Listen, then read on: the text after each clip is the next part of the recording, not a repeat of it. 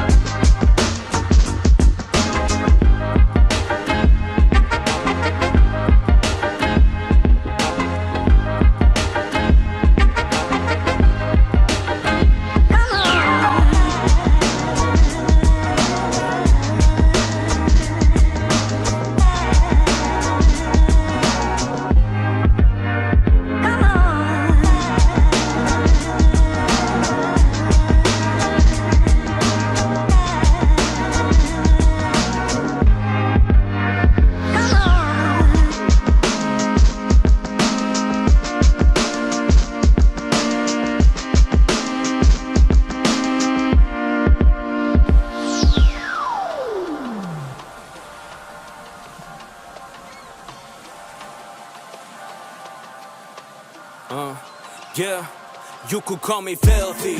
멀리에서 왔지. NYC Timberland 구두 입고 왔지. LAX touchdown. I ain't sleeping a beat. Sleep on a beach. 차나머니까 도착했지. 난 아직 알지. I got a lot of things on my mind 말만 하지. You are the suckers playing games. I've been through it all. 지옥 같은 인생 put into a song. Stupid long. Get in the car. 지금 집으로. Rodeo driving. Sonny we be riding. Top down, cruising down, freeway vibing. California calling, LA got the party. Chilling out in Cape Town, terracotta get down. Hold on, yeah, hold on, yeah. Venice Beach, Malibu, that's the truth. Hold my soul, hold on, yeah, hold on, yeah. I'm talking Beverly, off the Century. Know what I mean? Know what I mean? 나 지금 왔지, you know. 파란새로 왔지, 난 멀리 갔지. Okay, I'm out here chilling on the balcony. 여기가 좋지. 좋아할 줄 몰라서 난 지금 so me And so many times 뉴욕 절대 떠날 생각도 마라 Flying high 추운 날씨 피해 캘리 또 가봐 꿈을 꿔 I've been dreaming about this ever since day one I was young 어렸을 때부터 제일 원했던 Talk about the money 내가 벌었던 버릇없이 talk about my day ones 내가 버렸던 Dreaming of a brighter day you know I had to dim it sun 찾아가야 되는 길이 이미 길었어 가야 되는데 hopping off of that brand new pants Okay now no new friends When I'm a god that I'm innocent 난 기억해 주머니서 찾고 있어 my flip phone 내 인생 like a bad dream 계속 서 있어 뛰어로 원인을 속아서 적게 돼봐 yeah 시작 아직 앉아서 nothing 사람이 뭐래도 I'm my bad You wouldn't believe all the times in my life 내가 포기할 자신 난 누가 나를 봐도 알아줄 수 있는 거는 내가 팔로처럼 I'm wavy Rodeo driving Sonny we be riding Top down cruising down freeway vibing California calling LA got the party Chilling out in Cape Town, terracotta get down. Hold on, yeah. Venice Beach, Malibu, that's the truth. Hold my soul, hold on, yeah. I'm talking Beverly, off the Century, know what I mean? Malibu and now with two. Sandy Beach is 소중한 내 소정 유는 지니께서 value you and Jenny cool. I'll be back in LA soon. that's the move, yeah. Malibu and Albertine, Sandy Beach's 소중한 내 소정유는 지니께서 value you and Jenny cool. I'll be back in LA soon, guess that's the move, yeah.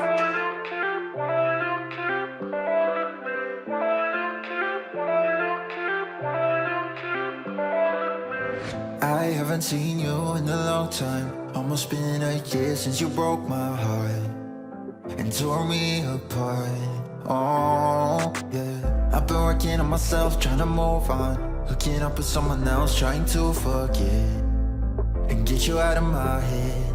No, I deleted all your messages, cause it only reminds me of the past. But you're still drunk texting me when you're lonely. I don't know why you keep calling me on my phone.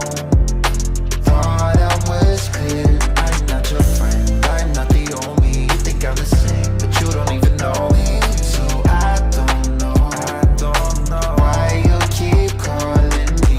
What makes you think I would go back? Why would I wanna try again? You're not listening.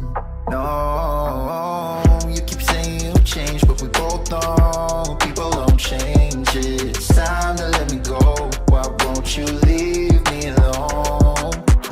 I deleted all your messages, cause it only reminds me of the past. But you're still drunk texting me when you're lonely. I don't know why you keep calling me on my phone.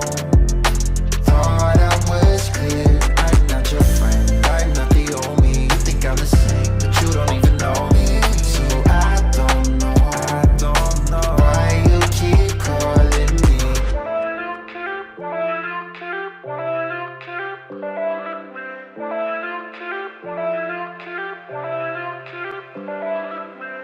I deleted all your messages, cause it only reminds me of the past. But you're still drunk texting me when you're lonely. I don't know why you keep calling me on my phone. Thought I was clear, I'm not your friend, I'm not the only. You think I'm the same, but you don't even know me. So I don't know why you keep calling me.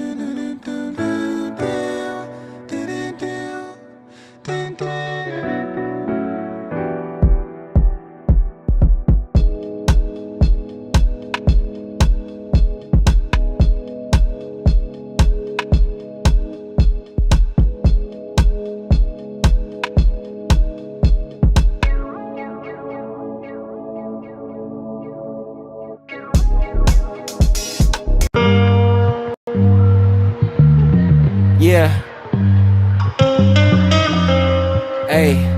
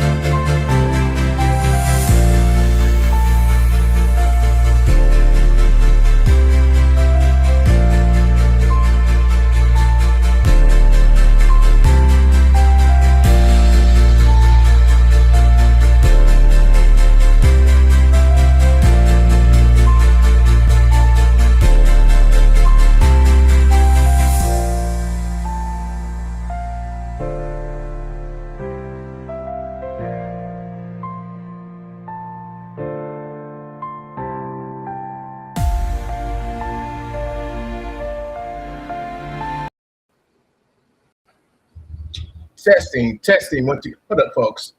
I got something running in the background here. Trying to find it. Oh, that's what's running in the background. Get rid of that. And still running in the background. What up? What the hell's running in the background? What up, folks? Okay, I found it. It's off. What's up, everybody? It's your boy One Gun here today, folks. Before I start, hopefully, number one, you all can hear me. Hopefully, my microphone is working. Hopefully, I think it's working. It could be working. So we're gonna do a nice little show today. We're gonna chill out, and do some things. I might have Billy Power Max. I think he said he got a few minutes to stop by today and spit some stuff with us today. I got the usual suspects. I think Andrew Rowland may be even in the back as we speak. But before I do, I want to tell you about this article here. By the way, everybody, this is your boy One Gun. Sorry for everybody. Kind of running just a little behind, but trying to get caught up on stuff. So looking for the topic here. So Bleeding Cool, they talk about Marvel layoffs. Let me damn, I had it up. It's disappeared on me. It disappeared. Here it is. Okay, so they talk about the Marvel layoffs, and this happened like earlier this week, like 5 days ago. And I think for like now on, if something happens during the week, I'll just report it on Sundays. But this is a real quick one from Bleeding Cool. And to sum this whole article up, did it like 3 paragraphs. Is that Marvel got hit by layoffs, but this is not because Marvel Comics suddenly forgot how to make comics, or because Mickey saw one bad sales chart and snapped his fingers. According to this article, this is part of a larger Disney-wide layoff wave affecting around 1,000 employees across multiple divisions. The cuts reportedly hit Marvel in both Burbank and New York and touched a lot of departments, including film, TV, comics, franchises, finance, legal, and more. Sorry, folks. I'm really jumpy today. I'm just all over the place. The main reason given is Disney streamlining operations, plus Marvel is producing less film and TV content right now and is trying to run leaner. Let's see, you got something else here. Okay, here we go. Let's see. The article also pushes back on the usual internet takes. This is not about Marvel Comics sales, not about DC beating them up, and not about the culture war nonsense. It is corporate cost cutting, plain and simple. Big company sees spreadsheet says trim fat, and suddenly everybody's office plant is in a cardboard box. The writer of this article ends by saying people should have some compassion for the workers who got laid off, and even for the ones who stayed, because survivor's guilt is real too. And that's all I have to say about this article. It's basically, when I read it, is basically Marvel's laying off people, and because Marvel has basically stopped making movies. You don't see a lot of Marvel movies coming out lately. Within the last year, there ain't really been no releases. Disney is cutting back on a lot of this stuff. You know, there's been a few, but it's not as like it was like maybe 4 years ago when they had like something coming out at least like 3, 4, 5 times a year. You know, every season they had like 2 movies coming out. You know, Marvel, Star Wars, or something, but it's nothing. You know, but it's all good. It's all good. Another article I want to show off real quick before I bring everybody on is let me get this one to stop this one and let's share. This one for some of you comic book folk out there. So there, DC. This is some DC news. No, not that one. The front one. This one. New Robins. DC is doing some new Robins for Absolute Batman. As a matter of fact, Absolute Batman 19. I don't know if it's out yet, but I'll give you a little quick summary of this article I read. It says Absolute Batman 19 is setting up a new twist on the Robins. And in this universe, they are not Bruce's usual sidekicks. Instead, these new Robins appear to be working for Absolute Joker. And they are suited up in color-coded power armor that hints at each one. So they're doing the Power Rangers thing with the Robins, but they're working for the Joker this time. Interesting. The article also points likely lineup based on the suit colors is Dick Grayson in the blue, Jason Todd in the red, Tim Drake in the green, Stephanie Brown in the purple, and Duke Thomas in the yellow. So basically, Joker apparently looked at Batman's family and said, what if I made my own team, but extra evil and with mech suits? So they're definitely going to Power Rangers angle right here. So the main thing we're going to take away from this, folks, is that Absolute Batman 19 introduces Joker's new armored Robin squad, likely made up of a twisted versions of classic Bat family characters, and it looks like the book is heading into a bigger, darker new arc. So, I guess the angle is basically going to be so the Joker really said, forget traumatizing one Robin at a time, and he's going to do it to all of them. He's collecting a whole set of them. So they're Jesus, they're going to Power Ranger. They're going to Power Ranger the freaking. Oh, why is that looking like this? Close this. So I guess they're going to Power Ranger up the Robins. They're going to put Power Rangers in Batman now. So, but they're going to be evil Power Rangers. So I guess that's going to be the twist. Yeah. Well, anyway, folks, I'm going to go ahead and bring the guys on and have them talk about this crazy stuff. I'm going to bring everybody in the order of appearance in the back. Oops, wrong thing. I'm trying to cut this off. Yeah. Cut that off. All right, so let's get some people on here. First we have EV Comics. What the hell is that? That's a Pokemon. That's a real Pokemon. Yeah. You look just like this. A woolly mammoth mixed with a pig. I think this is EV Comics. I think it's an EV Comics thing. It's an EV Comics original artwork based on the very popular, not very popular Pokemon known as Mammoth Swine. All right, let's bring Andrew on. Andrew, can you confirm this shit? Yeah, that's a real Pokemon, and my personal favorite Pokemon is Mewtwo. All right, let's bring on some Sandy. Let's get some Sandy here. Go ahead, man. Go ahead. What you gonna say? Who, me? Oh, I thought you had something to say. No. Okay, let's bring some sanity here. Here comes Into Paints. What's up, man? What's up, man? I don't know if it's about sanity or not, but I'm digging the Mammoth Swine. It's pretty badass. Oh, you too? No. Yeah, it's fucking awesome. Oh man. Okay. We're playing Pokemon Champions. You're such a boomer. That's fine. But I know there is one sane person out of all four of you, and she created the killer vagina from Mars. Yeah. What's up, Mindy? What's up, guys? Yeah, I'm sorry, but Vagina Monster would eat that thing. I don't know. Yeah, I mean, Mammoth Swine, I mean, it would be a hard swallow because of those tusks, but, I think he would give a good fight, but...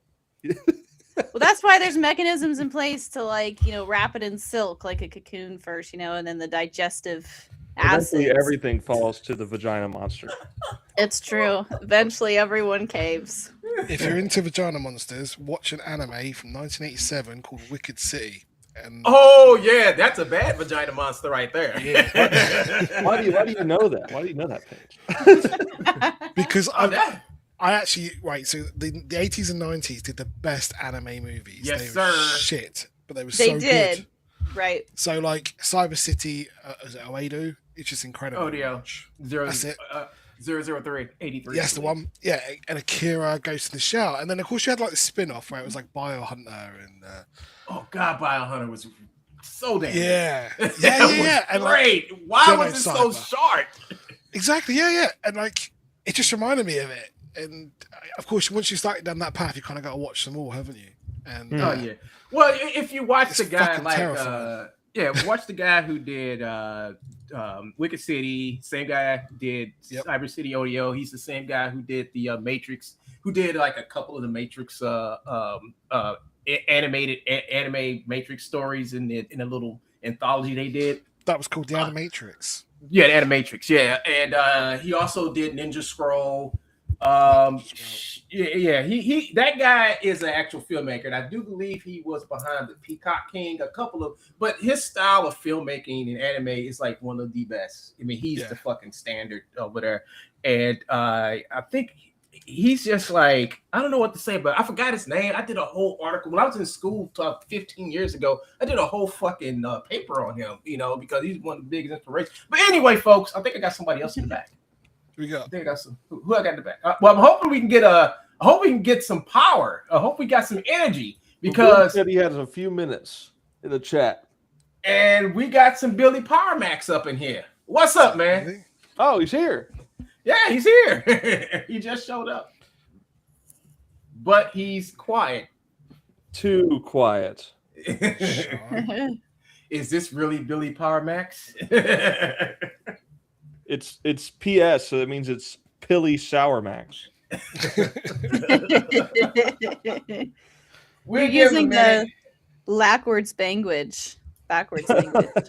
That's what I call it. Yeah. Well, I guess he'll talk in a second, folks. Maybe he's having some issues with his microphone or something. Yeah, while he's doing that, what are we drawing? Hold on. We got life. We got life. You there, Bill? Can anybody hear me? Yes. Yeah, there you are. How's it going, man? Hello. Hello, Billy. He's gone quiet again.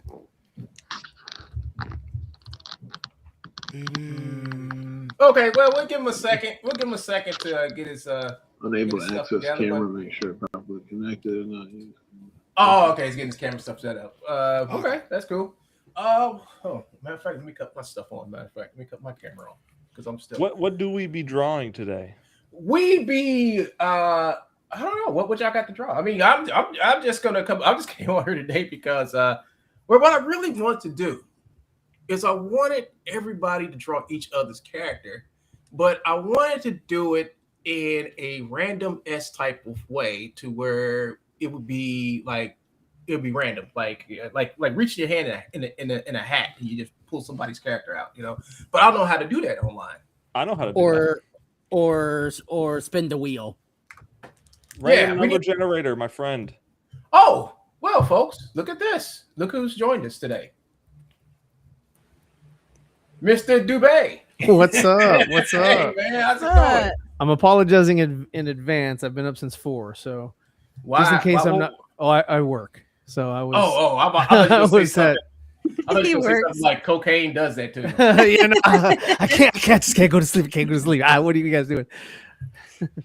Well, Billy Pimax is here, but I guess he'll be back. I guess I'm hoping Nice. he'll be back. Okay. I was trying to get him Is on Billy here. gonna do the drawing thing, like where we're drawing each other's characters? Is he I gonna wasn't do that? planning on. What I was planning on is like planning it this week, and then next week we'll do it. Oh, okay. I can do Okay. that. Yeah, we did. This week I gotta draw these sketch cards. So Is it? Sketch card. Is- make it for is- next week. So is one going to be a vagina monster? No, unfortunately. That one took on a life of its own. It's got its own trilogy now. No, he's gonna be a Diego monster. More dick. Oh, somebody should do that. More dick, monster. the only hero that can penetrate this villain. Oh, Again, I've been up since 4, so apologies. No, you're good. That's exactly right. So It's only fitting. All right, folks.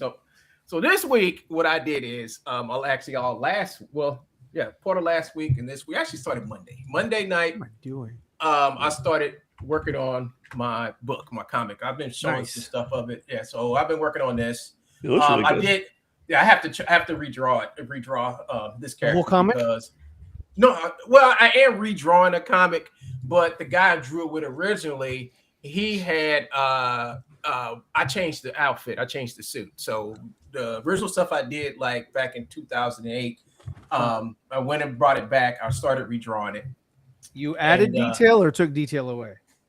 I redrew everything. I added a lot of detail. So what I did is like I had redrew him.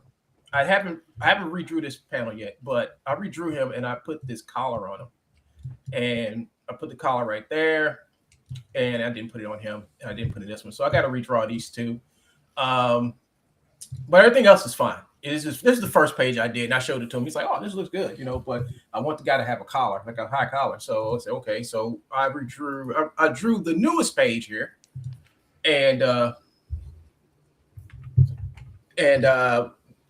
that's when he told me that he want the collar to be a little bit taller, make it look like he's like a commander or something. And we changed the gloves a little bit. So I got to go back. That's why I got to go back and redo some of the stuff. But it's still going to stay the same. I'm still going to work on it. It's still going to be the same.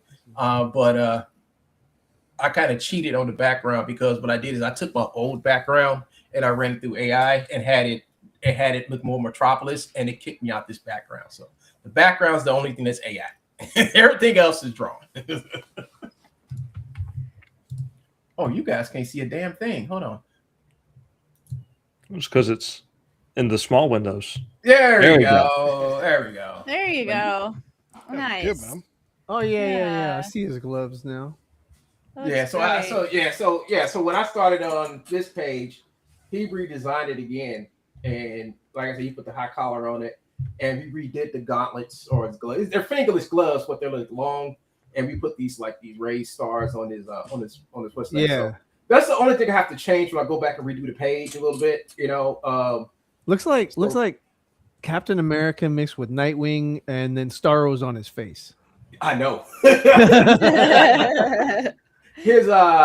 So this is the second page. So I want to try to get 2 more pages done this week. So the 20 pages have already been done. I'm just going back. What is that with the black bubbles? Oh yeah. So the guy, he's a nano machine. And he's called the human nano machine. He has these nanos and stuff that his body produces, which helps him fly, take over electronics and stuff like that. So he's fighting him. It's the Jack Kirby bubbles. Yeah, that's what the Kirby crackles is. I say, the Kirby crackles could represent the nano machines. Because when you produce them out of your body, they float up. So then, and I got What are the 3 on his back?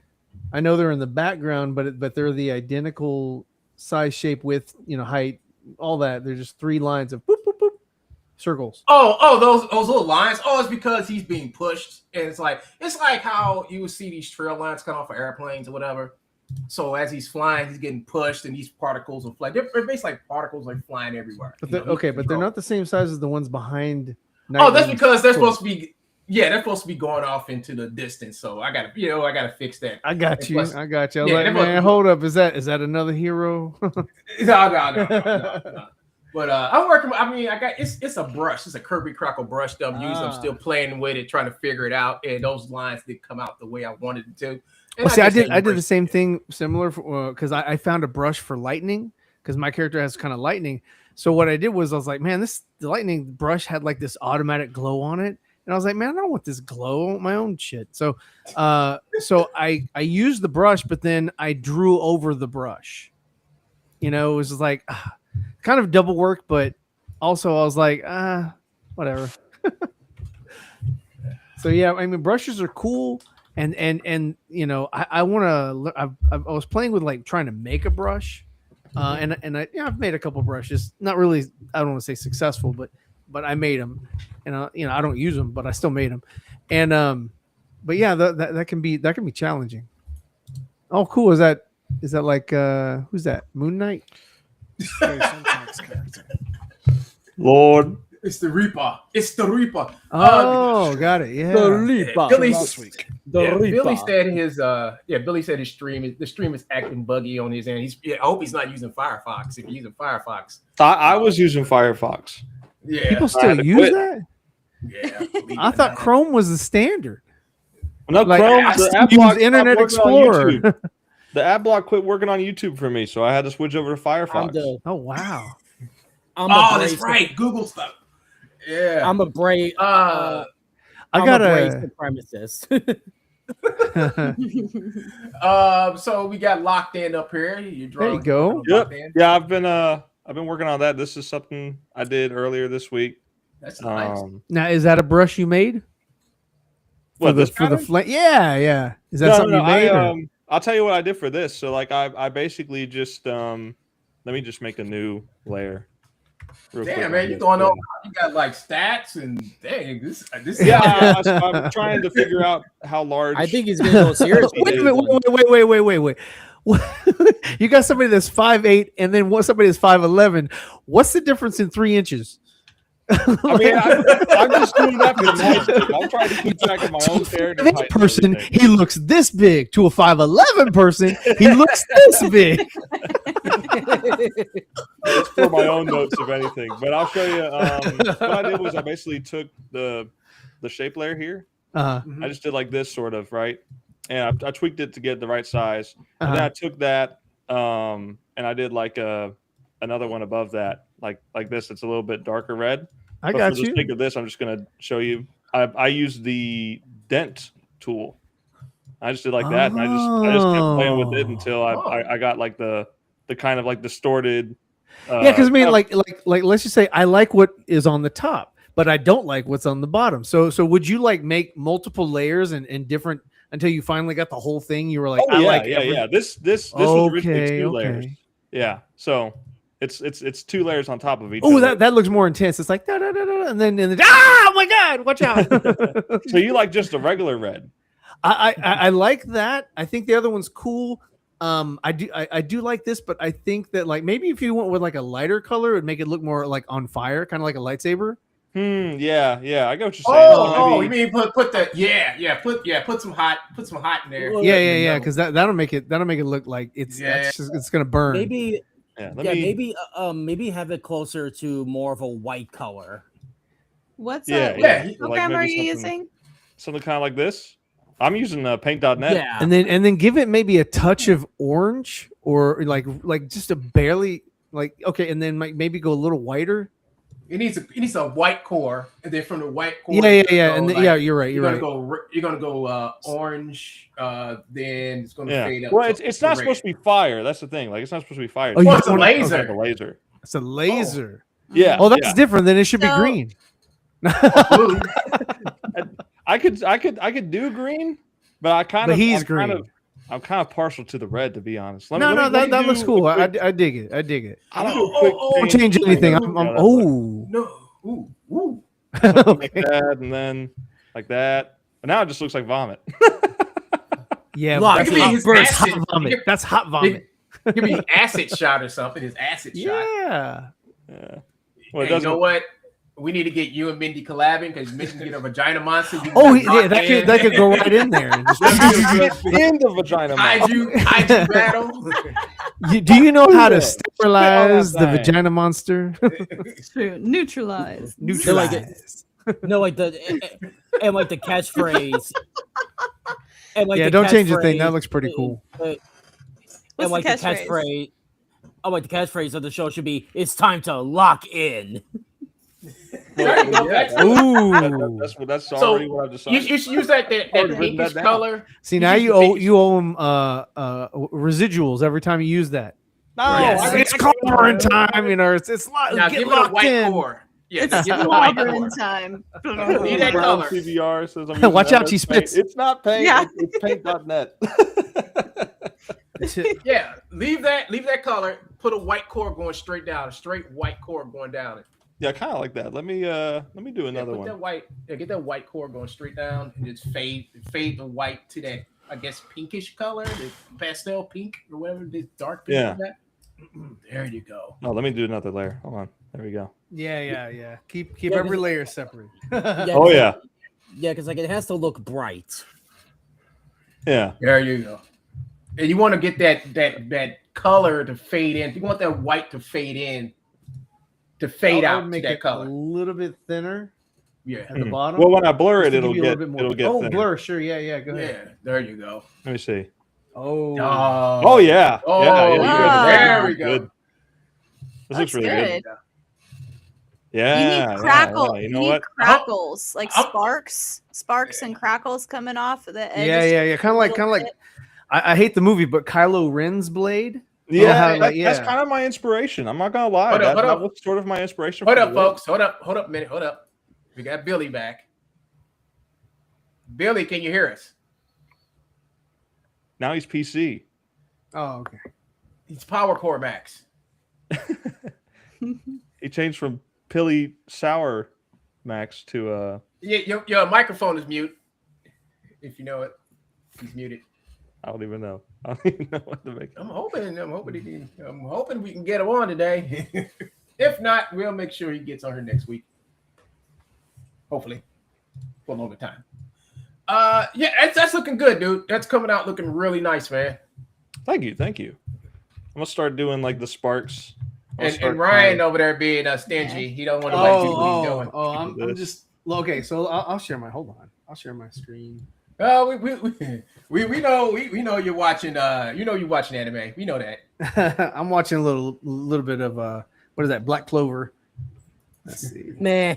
It's meh. Okay, that's okay, all right. Andrew, what you doing? Oh, Nightwing. No. Nice. Like This is Nightwing. This is No. Nightwing. No, it's not Nightwing. Everybody's characters look like Nightwing today. To me. like it's a character that I'm gonna eventually introduce in my universe. Like he, I'm still workshopping on the name, like either Mr. or Captain Libertera. Like he's sort he of like libertarian? Captain. this. That's Eric July's Yeah, favorite hero. Like like that's the name of a country that is like kind of similar to America. But I knew but like I know that joke is always gonna be there, so that's why I kept it. Because because Liberterra, the liber, coming from liberty, and Terra coming from Earth, so it's like land of liberty. Nice. Okay. So we won't see Eric July visiting there anytime soon. Or maybe he'll be president. Yeah. That would certainly be interesting. Billy says the weather is affecting his internet.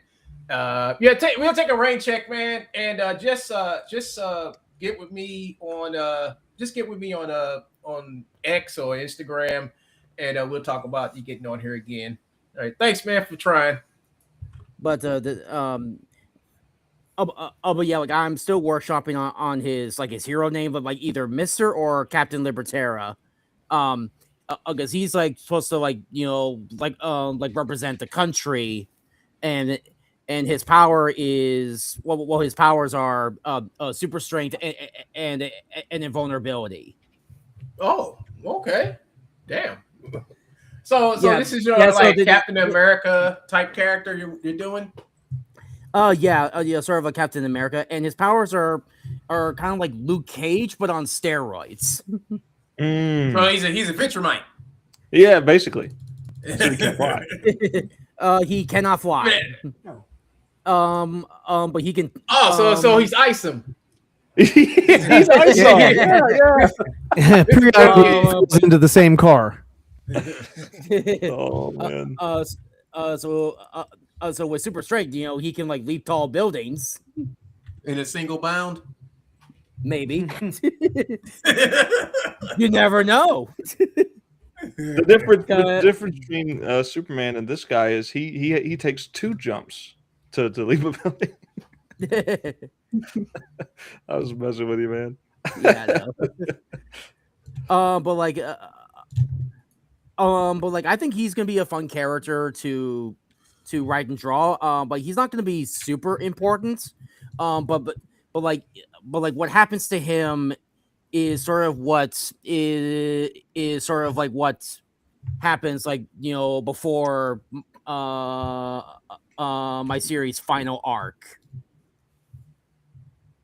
Which I obviously cannot spoil, even though it's probably going to take years, to get to that point. Oh yeah, I feel you, man. I got a bunch of stuff written up that's not going to see the light of day. You know what? I'm at the point where I want to spoil everything so that you know what's coming, right? Because if I don't spoil anything, you don't know what's coming. Nobody can get excited for it. Well, no, because you want your audience to be surprised when it happens. Oh, sure, but like okay, certain aspects, but not everything. Like if there's a big, Darth Vader, Luke Skywalker moment, yeah, keep that under wraps. But you want to, I don't know, I feel like after doing one campaign and just kind of being so secretive with a character that nobody knows and nobody cares about. It's like, okay, maybe I should divulge a little bit more information. There's like a balance to how much you should and shouldn't release, I think. Yeah. I can't find my markers. Oh yeah, let's speak on Mindy and see what she's doing. I've been walking around here trying to find my damn markers. But basically, it's like Ghost Marilyn Monroe. And there goes the stream. We see that. We got the thanks, Mindy. You just got them waiting for that one little C. Mindy. Thank it's all you. your fault, Mindy. It's all your fault. I should have known with the vagina monster and everything. Exactly. Where's the masking tape? You can't put it on your stream. I didn't think that it would be that because I didn't fill it in. Sorry, but there's no areola. Yeah, it's malformation. It's the letter C. But I can see it in my head. This is a letter C. I'll try to. I know all of them are probably gonna have this, so I'll try to keep it under wraps now. But I see it in my head. On that note, oh, sorry. Go ahead. Go ahead, Mindy. Go ahead and say your piece. Oh, I was gonna say you could do you could go either way with marketing. You could be like, this is my character. He does cool stuff. Or you could be like, this dude saves the planet with lasers out of his butthole. And then they're going to be like, what do you mean? And you're going to have to find out. Ass shot. I can't tell you, but I spoiled it for you, but you're going to have to. He's part of this group called Dungeoneers. So, so topical. You could do it either way, is my point. Just it's topical. Topical. Hey, so here, y'all know I'm working on my art book, and here's some of the images I'm gonna be putting on there. What is he grinding? That's a pencil sharpener. Which way is that his right leg or his left leg? He don't have legs. He's just a pencil. Yeah, I was about to say, I don't think this character has legs. Doesn't have legs. Okay. No, he's a pencil. He's a big ass pencil. But okay. Well, if you don't have legs, how come you don't have arms? He's basically he's a genie. He's a genie, ain't he? He's a djinn. He's basically like a JoJo stand. Yeah, basically like that. And I haven't read the comic book. He did pencil done. Yeah, so I drew. This is the latest version of this character I drew. I drew another one that he actually put in the book, but this is a newer, better looking version. This is actually the original one I gave him, but I redrew it and made it look a little bit better. That's gonna be my art book. Oops. Oh wow. He's right behind her. Yeah. Hey! There you go. That's going to my art book too. That character always, every time you show it, it always reminds me of that one character, Freakazoid. Yeah, it does. Freakazoid. The way you drew it is giving Freakazoid vibes. It is. Right. Hey, it's based off your design. I was like, well, I just think your design just went wild with it. That's all. And speaking of Freakazoid, like we need a revival of that character. Like we do, man. We need that show back. We need that. Especially during the era of the internet. You know what? They should bring him back and give him his own talk show. Yes. Yeah, like Space Ghost Coast to Coast. Yeah, I love that show. Yeah. Oh, yeah. So this is the other one. Yeah. This is the character. This is the The character of the person who shall not be named. Yeah. Oh man. He got really mad at us this last week. Don't say his name. Did He's you like guys- fucking Beetlejuice. Jesus.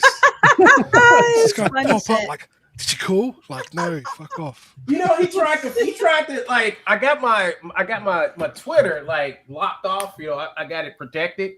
And I guess he was trying to sneak in there and try to like start like coming at me, whatever. But he found out that he couldn't do it. He has to actually ask my permission. So I looked, I was like, who wants to talk to me? And I was like, oh, who is this person? Then I went in there and then I said, oh, it's Larry.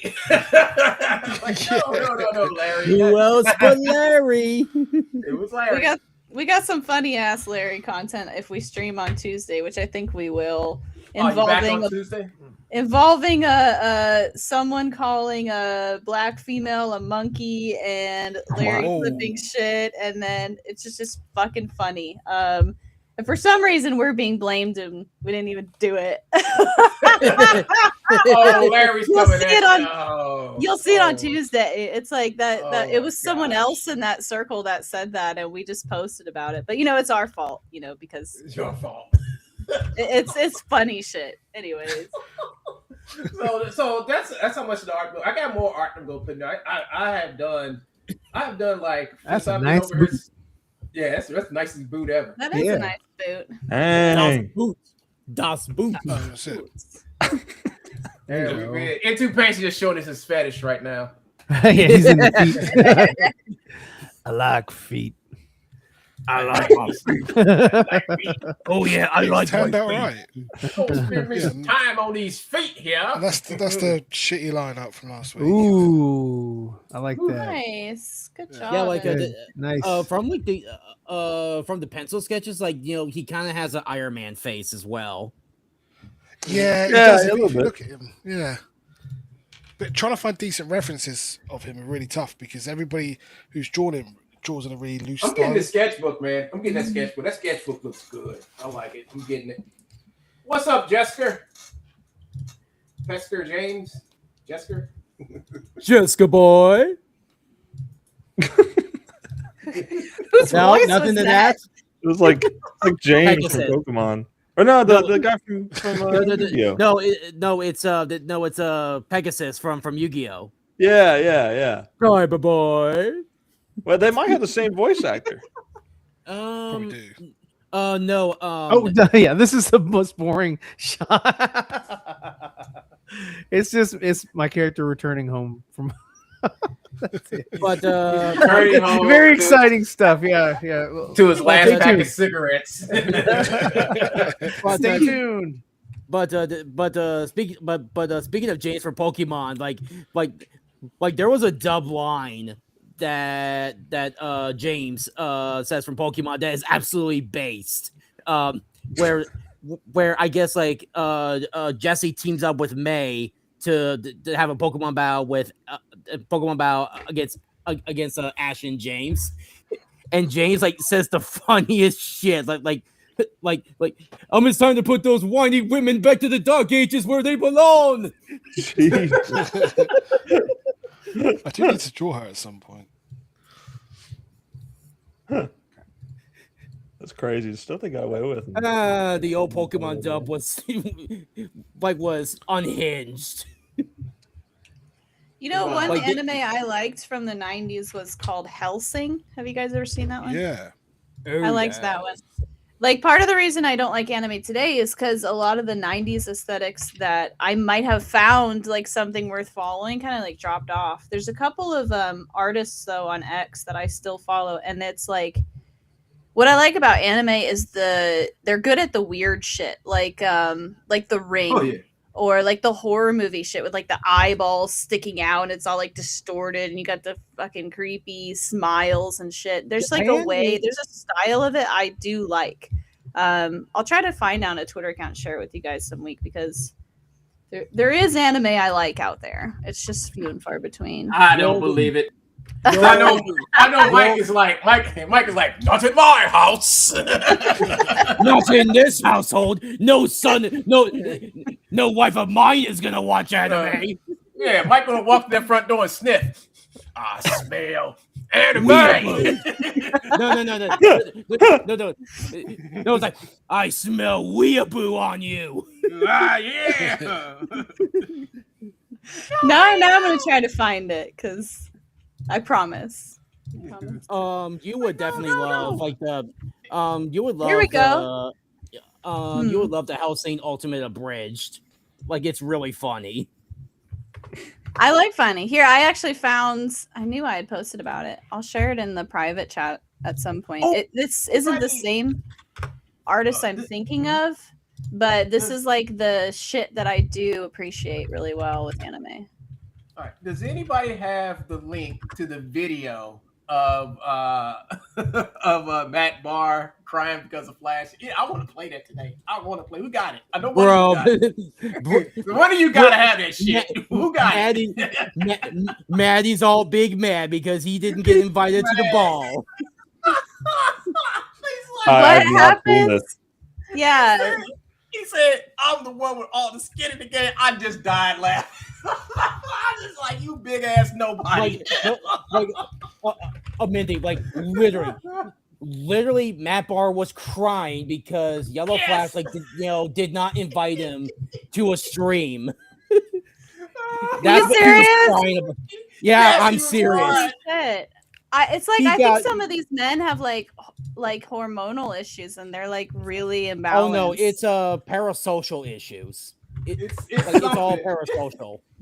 Wow. Okay. And he got big mad because he didn't get invited to the ball. Poor little Cinderella. He's like, if anyone's going to be talking about Easton, it's going to me. Who got more skin in this game? Oh my god. No, that's entitlement child syndrome. And I'm sorry I'm laughing over you, Mindy. What the hell? No, that's funny. I want to see that too. Fucking Matt is such a bitch. I gotta find it. I think Comic Skate Drama probably have it. I need somebody to scan into paints. Mm-hmm. You think he can pull some? I don't know. You think you can pull some strings and get that video? Find it. Yeah, it's easy. Oh, thank you, Paints. I mean, I'm going through this thing that Mindy sent me, and I know it's probably something that's going to get me demonetized, but we're going to show it anyway. No. I think it's all sound. There's like a panty shot, but it's nothing like. It's not my art. But that is the aesthetic of anime I like. Okay. The hyper detailed stuff. The thing is, I kind of agree with Matt though. Like, if you were to get a list of people who hated Ethan, he would be in that group, wouldn't he? And if you're going to make a stream about it, he would be. He, but you got to think about the list of people who are just used tools against Ethan. He would be on the top of that list because he's a tool. That's true. He's a fucking tool, and all what happened was that proved it. That proved it.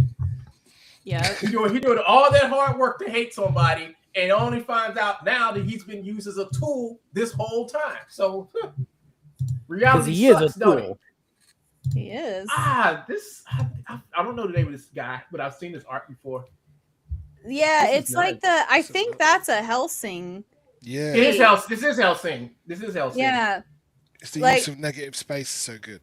Yes, like I don't think in my brain in black and white, but I think when they master the black and white contrast with a lot of cool shapes and like exaggerated geometry. Like if you go back to the second one, the way that his hand is up in the air, that one, and just like the distortion. Like I actually like anime when it distorts things as opposed to keeping things anatomically correct. It just has to be done right. I guess I have an acquired anime taste, but I don't see this shit around anymore. No, you won't see this shit around. But you know what? Anime has like has sort of evolved. To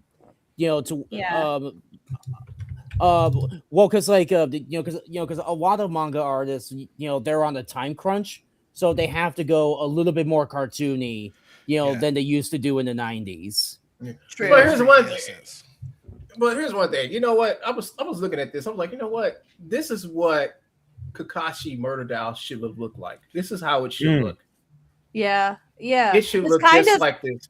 That first one is almost like a Batman piece. It's almost like a Jock Batman. That one. There's a famous Jock Joker piece where his face is fading into bat symbols, and that's very bad. There's also a really good book called Batman Black and White, and it's got Jim Lee and it's got all these people, and it's Batman pages and covers, but only in black and white. Yeah. That's the kind of shit that looks like to me. That's very similar to the Western ink shit that they do. Yeah, this is nice. Think about it. You know, I'm going to draw Kakashi Murder Dolls in this style. I'm going to do it. Almost I'm like Cowboy Bebop style. That's why. Liam will be it's too eccentric for Cowboy Bebop. I would say this is more like Trigon. The guy did what's his name? Yoshi. I forgot his name. But this is more on par with that. With the original Trigon, not the shit that's out now, but the original that came way back in like the early 2000s. This is more like on par with that. See, on the first one, that one too, but mostly on the first one, this was another thing that drives me crazy about the anime faces. I'm always talking shit about anime faces because I really liked that face. That I think that's a woman there. There's a character in Hellsing, and it's like I actually really liked that angular adult face, and it's like everybody dropped it. Yeah, but it was cool. It's like you could definitely tell when a character was whatever adult, age that they were adults. Yeah. And it's because they did it in this really fucking angular way. There's another one called Pet Shop of Horrors that I liked. And I want to write a series similar to that. I've always really liked the fucking concept, and they did it. The guy, all the people in it are really angular. You can go back and watch it on YouTube, actually, and you'll see what I mean. And that has been lost. And so that's about when I fell off, and I was like, this is just, no, you lost it. Yeah, that's my personal take, but I fucking like that. I think that looks cool. Yeah, I mean, I'm just thinking like if only Liam had a brain, he would try to find somebody who draw like this. Liam does not have a brain, so it seems like he's getting less of a brain recently. Yeah, it's getting his brains is getting slowly sucked out of him by blue toads. Yeah, I do like this. Yeah, I do like this. Isn't really it tight? Yeah, I like the overall design he puts into the hair. You know, the shaping of his hair and stuff. I like that. The original manga of the one that's like the Hunger Games Battle Royale. Yeah. That's the original Hunger Games. Yes, it is. Yeah, it's very gruesome and kind of made me sick when I was reading it at times. But like that's the point. Like you're supposed to, like with Sweeney Todd, if you're gonna do something gruesome, do it gruesome. If you're gonna do something cutesy, do it cutesy, right? So they achieved their means. They wanted to freak everybody out, and they did it. And they did that through a lot of like distorted fucking eyeballs and shit. And like that's, to me, that's what anime is. That's what I'm used to. There's a couple of animes that from the old school, like Panic Maddox 00 something. That was fucking awesome. The realistic approach they took towards that mech is just amazing because every part of it worked. The animated thing to where it would work, you know. Crazy stuff from back then. What else? I had another thing. If you have any recommendations for me, you should write them down because, like, I'd be curious just to go back in time and like reminisce. From the you should like Paint said, Cyber City, Audio 003, Oh, so good. Bubblegum Crisis, Bubblegum Crash. Oh yeah. Add Police Files. You see, I'm only listing off like the more adult, just like the way the animated. Genocyber. Genocyber. Well, you probably like it's nothing but gore. Yeah. Gore as shit. It's all body horror stuff. It's great. I'm like, okay, like I think it was like not after. I think it's like when they did the second. I think the second or third version of it. You just saw these little kids running down the beach, and all of a sudden, this fucking 50 caliber Apache helicopter just starts shooting these kids. You just see the bullets just ripping them apart. I'm like, holy crap! That's just the beginning, and it just gets worse from there on. Wow. Yeah, just Genocyber, man. That shit's crazy. Then you got one that's really fucking crazy. MD Geist. That shit was crazy. It has no story whatsoever, but the animation is great. I'm talking about the original OVA, not the bullshit that came like 15, 20 years later, because that shit was horrible. It had horrible animation. I don't know what they was thinking when they did that. It was, because when the original Indie Guys was made like in the 80s, like in the, like I think maybe the late 80s. It was it was done by the old school guys who knew how to fucking do animation back then. Then they decided to bring out a new one in the late 90s. They came out with a new MD Guys. I'm thinking it's going to be good, just as good as the first one, but it wasn't. It was pretty bad.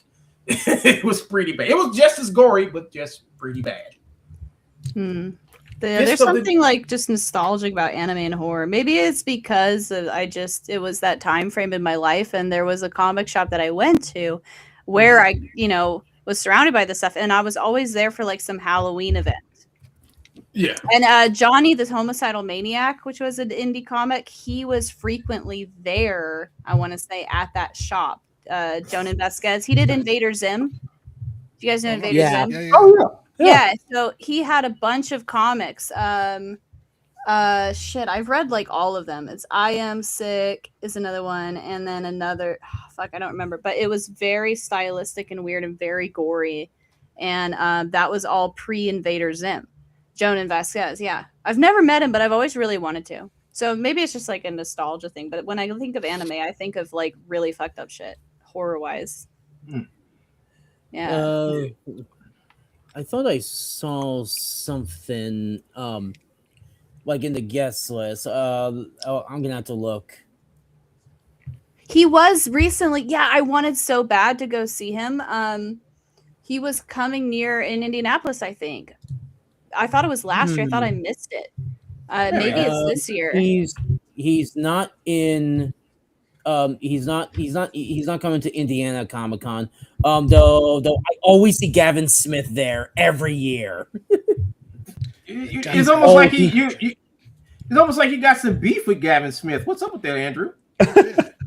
No, it's just no, it's just that I wonder, if he if he's an Indiana local, because I just see him there all the time. Yeah. Smith, if I see you around here again, Gavin, you're gonna get it. You hear me, Gavin? He sees Andrew and runs. He's like, oh fuck, it's Andrew Rowland. Andrew, get out of here. I'm better than you. Andrew Smith. I thought you told me Andrew was out the game. Well, he's back, sir. I see. What are we gonna do about it? That was it. Squee, I Feel Sick, Z. Do you guys know? Does anybody know Jonan Vasquez, or am I the only one that was reading his shit? I am aware. I am aware of him, because my friend Maria is also a fan. Is also a fan of his. But that's all I know. Yeah, he was. He was one of the first indie comics I picked up in that vein, where it's just really obscure. I'm gonna try to find his shit for you guys. Do you guys remember that little meme? That little meme I made with Liam with, and Gumball. No, Frog Tony. oh my god, it's nothing to do with like Johnny Frog Scab. Tony. No, I'll probably have to show it. If I can find it where it was. I probably have it. Let me see. What other names can we guess? Mint. For anime? For anime? No, for Andrew. No. Making a meme. Cynic, Ruby King, One Gun, Night Router. Mike Wheeler, Mike is Mike's always up cowardly something. twin brother, Mike Is Squealer. anybody found the video yet? Because I want to play that motherfucker. Yeah, so it's in the bad. chat. Oh, you did? Oh, damn. He Gotta snuck pay that in there, attention, Paints. Yeah, I know, but He- you weren't chatting and stuff. He snuck that in there, double O Paints. Exactly. Here we go. But I'm not about to get to bed. This shit was fucking hilarious. I mean, just watching it, it's like, you gonna cry about this? I thought you was the ultimate bully. You gonna cry about this? Really? All right. What's the matter? You gonna cry? Straight up mad, dude. I'm like, this Oh, here it is. Yes. Yeah, here we go, folks. So you know who all seen this already? Who's seen this? I've already? seen it, man. Yeah. I've seen it. I'm excited. All right. Let's play this. I wish Mike was here because Mike would probably enjoy watching this shit. I don't know what he's doing right now. He's in the other room. You know, he's probably building the H bomb or something, throwing him. But here we go.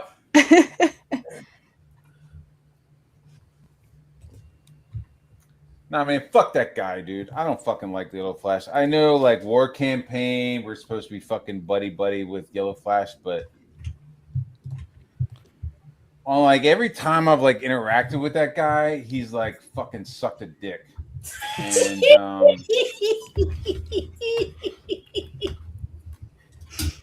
he's fucking shit the bed with me every time he's had an interaction with me. And then he's like, hey, I'm gonna bring on War Campaign. So he brings on everybody on War Campaign, like the regulars, but he doesn't send me the link. Oh, He's a boo-hoo. fucking faggot. Honestly, that's my opinion. So, Oh, is baby gonna cry? hey, everybody, let's all shit talk fucking Ethan on my channel, and then doesn't send me the link, but like sends everybody else in Work Campaign the link, while I like fucking done shit for him, while I have skin in the game. Oh my god. I was the original hater of Ethan. I was the trendsetter. Oh my god. He got the skin in the game, folks. He's a mover and shaker in the industry. Like, I don't know who else has more of a fucking grudge and more skin in the game with Ethan than me. Oh my god, that's bullshit, Matt. So the whole like, yeah, I'm gonna send the invite to like select people in War Campaign, but not you. That's a giant fuck you, in my opinion. And just like you add in the other shit that he fucking did, like fuck you, bro. That guy could eat a dick. I'm not fucking that dude. I'm not laughing with you, just at you right now. Stupid. Like, the thing about Matt is he doesn't know anything about Comicsgate history. Hold on. Okay. What did you say, Mindy? What did you say, Mindy? Matt, like, and I tell him anytime I've talked to him, is like, guaranteed I've brought this up, is like, he doesn't know shit about comic history at all. And so, like, everything to him happens only to him all the time, and he thinks he's the only one. It's so funny. He's always like, this happened, and I'm always telling him, like, dude, you're a fucking newbie, and you always were. You talk and you sound like a fucking idiot. Yeah, I mean, I really don't get him. That's why when I get the chance to like talk about him, I do it, but a little burst. I try not to think about him, but this shit, what he just said, what he just did, that's you funny. know, it's like he realized he's a tool.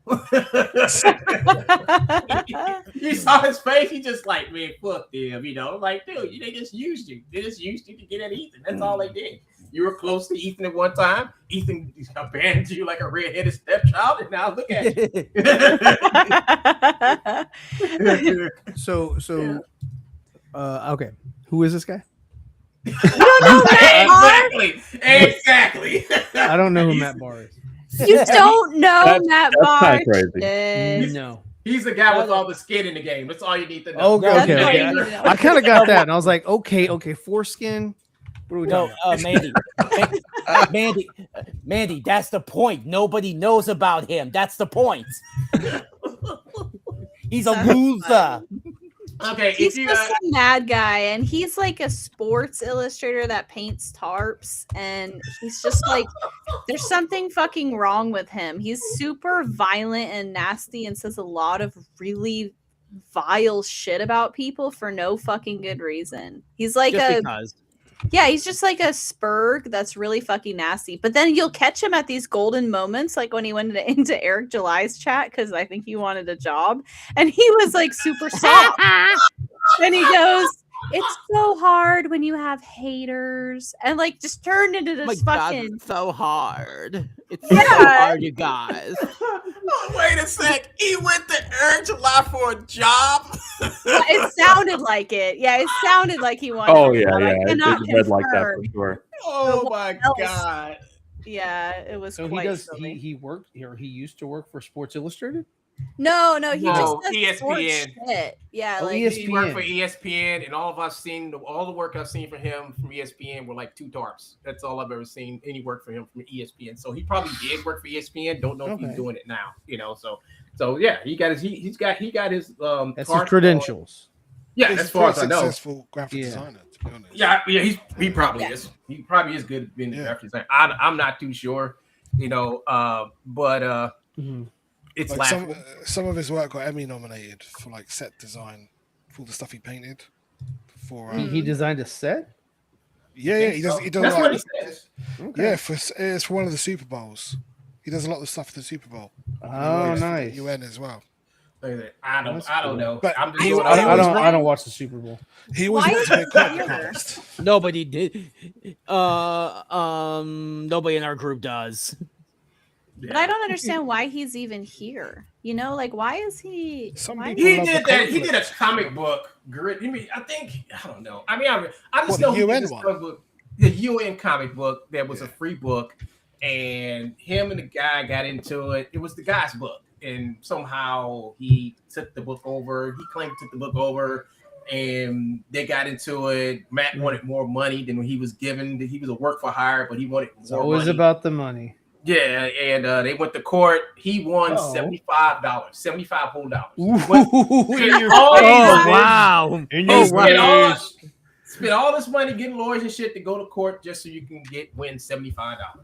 And the lawyer was like, "That'll be $74.95." Yeah, Yep. 74.95. Funny idea. Yeah, and it's weird. And then Tell your friends about me. Yeah, therefore I understand because I don't know a lot about Matt. I just know about avoiding him. He got this job doing Rock and Roll Ninjas. Now I'm still kind of confused on how that works because he said he owns it, but it was created by this guy named Zach, and Zach hired him to come on and work on it. No. He created it with Zach and Chuck Dixon. Okay, he created with Zach and Chuck Dixon. So more credentials.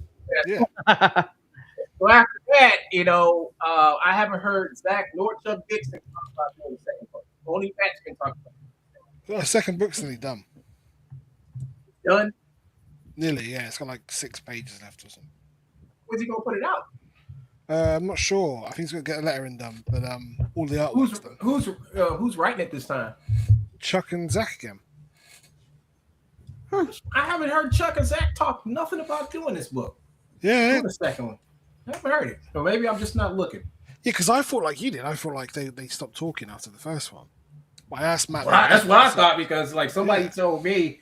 Okay, this is what before I knew who Matt Barr was, right? Before I even before he even came on the comics game, right? Wait, Ryan. Right, Mm-hmm. One Gun and Matt have history, okay? So a history One like Gun- Liam and One Gun. Like, Kinda. seems like No. Seems like One Gun has history with a lot of people. Yeah. No, Yeah. so I feel like you know how like Cynic He wants to fight.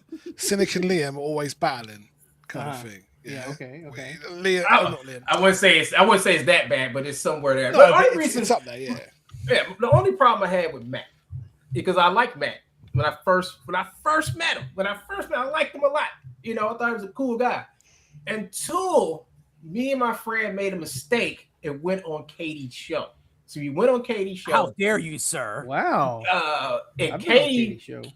Katie was showing off the book that my friend was doing. I think it was Cody Valiant. We doing Cody Valiant.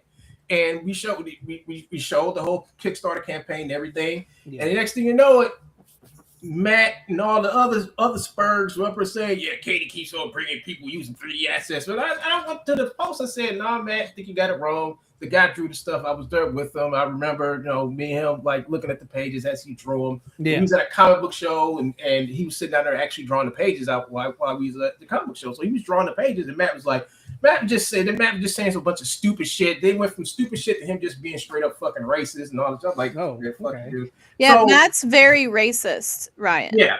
That's a lot of shit. Yeah, so when I talk to Matt, I don't talk to Matt like a normal person. I talk to Matt like a cordial racist. That's the only language he understands. Uh-huh. So that's all. You can't talk to him like a normal person. You got to talk to him like you a flat out no hate all person, and you don't no lick of sense whatsoever. So that's the way you talk to him. That's the way you communicate with a Matt Barr. So he started doing that shit, and him and his buddies got so vile that my friend that was drawing the book and stuff, he said he don't want to fuck with Comic Skate no more. He said he don't want to mess with nobody Comic Skate because of him.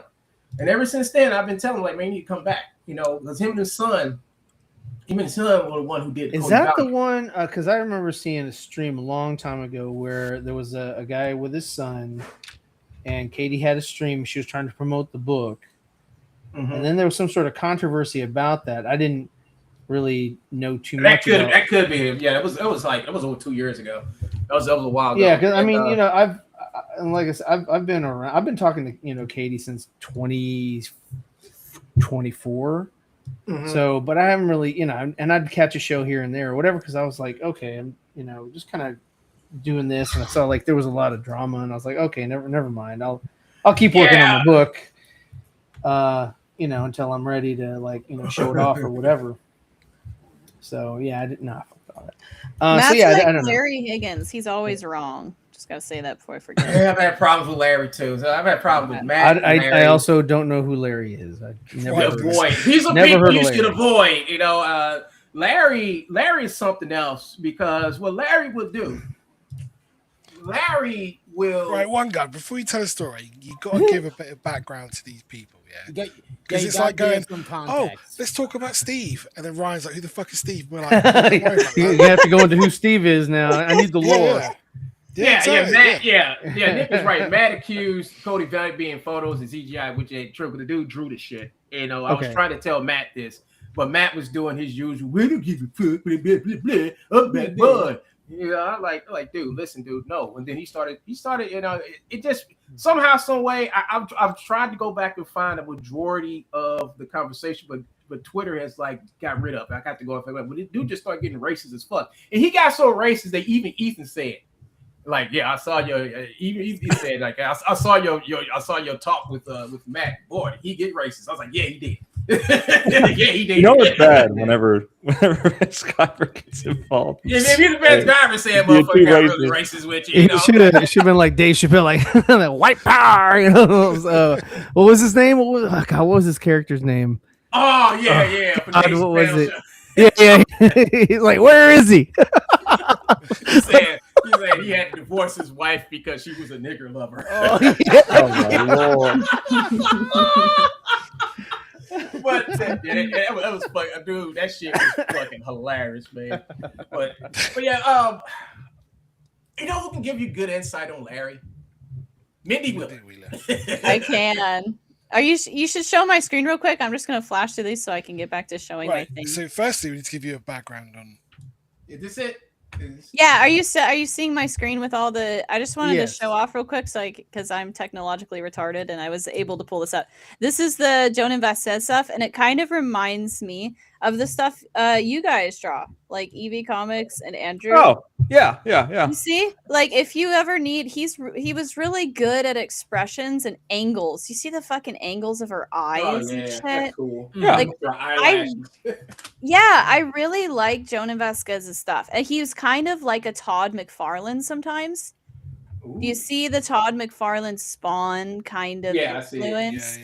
I think he has even said as much. And see, that's the other guy I was into. That looks very. What's that guy's name from Disney? This is Sam. What is that guy's right name? here. He did Batman. Tim Burton. Tim Burton? Yeah. Oh, it is a little Tim. Yeah, a lot of people who like Tim Burton liked Joan and Vasquez. Actually, I rephrase it. Sam Keith mixed with Scotty Young. I was gonna say Scotty Young. Yes, he reminds me of like a Scotty Young. Yep, with Scotty somebody Young right else. there. Like the way he does all of his fucking expressions were really, really good. And of course, That's he nice. found success. He got big with Invader Zim because people really did like his shit. It's just very unique and the black and the white and like Is this guy from Canada? I don't know. He always has like a different color hair. He's like, I have no idea if this guy is even like a cool dude or a nice dude. I don't really fucking care because I just always thought his aesthetic was very unique. I think I found somebody to do my Johnny Scab comic. Yeah, it's like Johnny Scabs, dude. Johnny. Johnny. This is called Johnny. Yes. Holy shit. Yes. Hello, Mindy. I didn't think you would forget about me. I'm going from I'm Johnny's- bathing myself in liquids. You can guess which one. Oh, I'm gonna go from Johnny Scabs to Johnny Stabs. Are you the creator of the vagina monster? I have no interest. But I was hoping you would tell me a little bit about the ass man. I was gonna address MQ real quick, Nicholas real quick. Well, yeah, that was just like that Cody Valiant book was like one of the. We're seeing behind the curtains. There we go. That's Johnny, and that is totally Johnny Scabs. Good job. I'm gonna go from Johnny. It won't minimize your they probably did. So the thing about Cody Valiant is it was like I think the third book they did, right? So they're doing a book and they're trying to get the book right. And the one thing that I know that Matt Barr has never did with Cody Valiant was actually pick up the book and read it. He probably saw some promotional art or whatever that was on the Kickstarter. He never actually read the book. I don't think anybody had anything to say about the book after he bought the book. The only person that has actually got the book and has read the book and critiqued the book was Partika. He's the only one. Out of everybody saying all this stuff about the book, not one of them motherfuckers read it. But Mike Partika read it and he liked it, and he did criticize some of the lettering and stuff that was done. Like I said, this is the third book they did, and he didn't say too much about the art. I can't remember what he said, but I have to go back and watch. But the thing about it is, there's a big difference between people who are part of a little group that want to do nothing but dog anybody who goes on Katie's show versus someone who actually reads comics and actually has a commentary, which actually helps an artist grow. Okay. All right, so that's the big thing between Matt Barr and his bucket of clowns and somebody who actually reads a book. So who does he associate with? You say bucket of clowns, so there must be multiple. War campaign. War campaign. Like, but isn't that comprised of many people? A war campaign. Not really, no. War Campaign is mostly a bunch of alts from Pan, and there's only like 2 guys, or 3 guys that are War Campaign. The rest of them are either alts or they're like fans. And that history goes back way to the beginning of CG, where there was a War Campaign group, and they were really close with Ethan. Yeah. And then Ethan... Okay, I'm trying to maintain the peace. You could say Maintain the peace. Mike is trying to break that peace on Twitter. I've been seeing. Oh yeah, Mike no, is he's like not. He's not trying to break the peace. It's just like he's getting pretty close. and that's gonna be Ethan's problem if Ethan breaks. But it's really just they're just talking, and you have to be able to take criticism. You know what I mean? So like Ethan's gonna have to. We're part of Comicsgate now. We got officially whitelisted, so now people are gonna have to deal with our loud mouths. That's just how it's gonna be. But so War Campaign were like buddy with Ethan, and they would do really weird shit, and they were very like gay.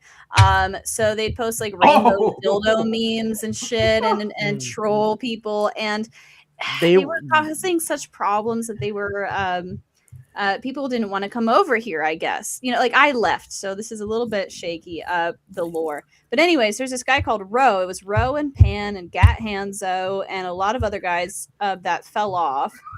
But the main core people, and it's like you can't just be War Campaign. You have to be accepted and like initiated. And there were only like ever 3 guys that were truly War Campaign.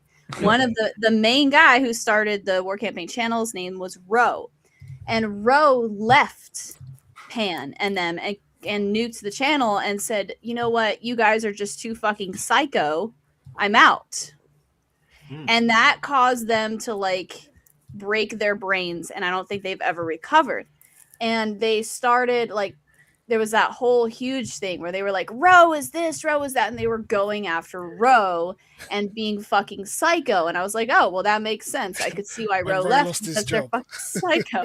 Yeah, and then Ro, like, he left and he's gone. And but they before that split, they actually turned Ethan and them.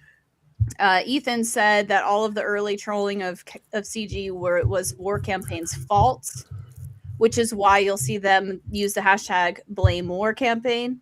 And then they have been very bitter about Ethan ever since. And that's all they do is they trash Ethan and anybody in CG. They call it degenerate and blah, blah, blah, blah, blah, blah. And that's just their whole brand is like Lord Raptor Jesus. And they just trash CG. And they pick up every single person that leaves CG or is kicked out of CG. You know, anybody who's feuded specifically with Ethan, they like try to adopt and they, you know, cover. Does that include Riververse fans or no? Some of them are Riververse fans. Yeah. So Lord Raptor Jesus he's one of them. Guys. He's not Pan or Ro. Right, Ro's gone. It's just Pan, and Pan is the one that's really like woo, like and that's the thing like they hate me. You're a monster. They hate me and they hate Mike, and they used to like us when we were feuding with Ethan, but when they started doing the shit with Ro, Mike and I were like, whoa, you guys are like psycho. And then they got really mad at us. Damn. And now they troll us. Whoa. And they were too psycho for Mike. Oh yeah. And ever since they've been like, they post a lot of vile shit about me. And they'll say a lot of nasty shit about me and Mike and shit. So yeah, they're just fucking a little woohoo. So they're basically like Ethan's little troll army. Yes. They picked up Matt Barr, right? Like they used to be like Ethan's like internet attack dogs. Yeah. Yes. And yeah. And then Ethan attacking for what? People that Ethan didn't like. Yeah. Okay. And attack them like just by posting in their comment thread? Harassing them, making memes out of them. Doxing them. Yeah, shit like that. Like, I know that this is all kind of more normalized now, but 8 years ago, it was really shocking. And it was really taboo. It was really taboo, and there were a lot more people here. So, like, the harassment like that I went through was like hundreds and hundreds of people emailing me, just doing whatever they fucking could. Info@MindyWheeler.com? They actually did they bought the domain mindywheeler.com, yes, Oh and my they God. put cows and shit and like Cows? Okay, what's yeah, significance of because they that? call me a fat cow, even Oh, though okay, my that's- BMI, I'm not even overweight. But you know, it's just it doesn't matter. Yeah, But yeah. they've done it to a lot of women, like any women. We become like these raging feminist whores. They just like they're very vile people. They're not Mm. normal. That's all I'll say. Yeah. And then Larry is just like them, but They're he's solo. He's solo and he's politically left. And I mean, he's blatantly said he's out to cancel Mike and I. And he will cancel. He's done it to a lot of people too, not just us. And he is on the side of the corporations. So he's like Mr. Captain Kissass. And anyone who's on the left in comics, he props them up and he's their attack dog, especially because he's international. He's in Canada, so he can't ever be sued or held accountable because he's also like a broke motherfucker. Think he can't. I just don't have. I mean, there just ain't enough money. Right. There's not enough money. It ain't enough money. It ain't enough and money. You're not going to get anything from him because he's a penniless guy living in his mom's trailer, waiting for her to die to inherit the house, which is what he said. He said that's what my lawyer just told me. He's like, man, next time you see him, just laugh at him. You know, they're all Liams. They're all Liams. All of these guys have in common on a Venn diagram that they are worthless fucks with nothing to their name, that live in their mom's basement, that have nothing to do. That's who they are. Yeah. Yeah, they just could do it for different reasons, but they're all either like single and lonely, or they're married to an actually fat wife. Like Pan's wife is actually fat. So. Oh, you know what? I think your husband posted something up about his wife the other day. She's a fat woman. She's not very pretty, and I only say that she doesn't because do anything. I know that, and the rule is not to attack wives, but they attacked me for like fucking years. So that's the only reason. We gave them a full year head start. Yeah, eventually we came around to the eye for an eye theory, because it was years and years of them just running their mouth with no consequences, calling me fat, saying a bunch of like nasty shit about me getting things I won't repeat, you know, and it's just like, what the fuck is wrong with you? And so eventually we got tired of it and we started like throwing a couple punches back. And that's why I give myself a pass for showing the picture. When people get to that level of harassment, there isn't too much you can do about it.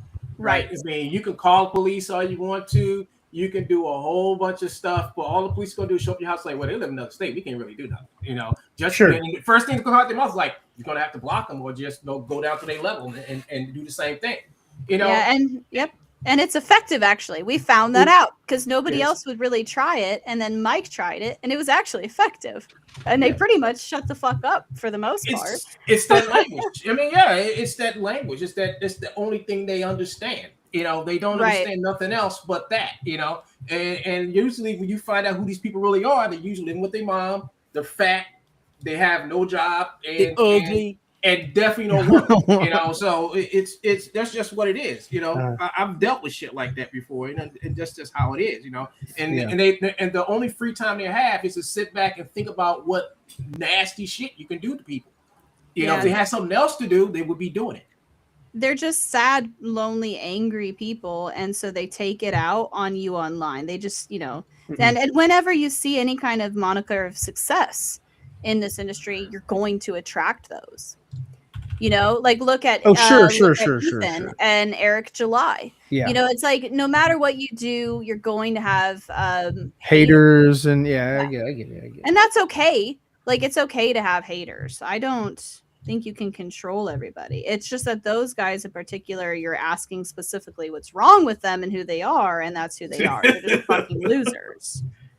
They don't have a good reason to hate. They're just fucking mentally retarded. So there's jealous people. So Larry has a comic book called Niobe. Yeah. And I don't know how to. I've never read it. Well, I've read one issue actually.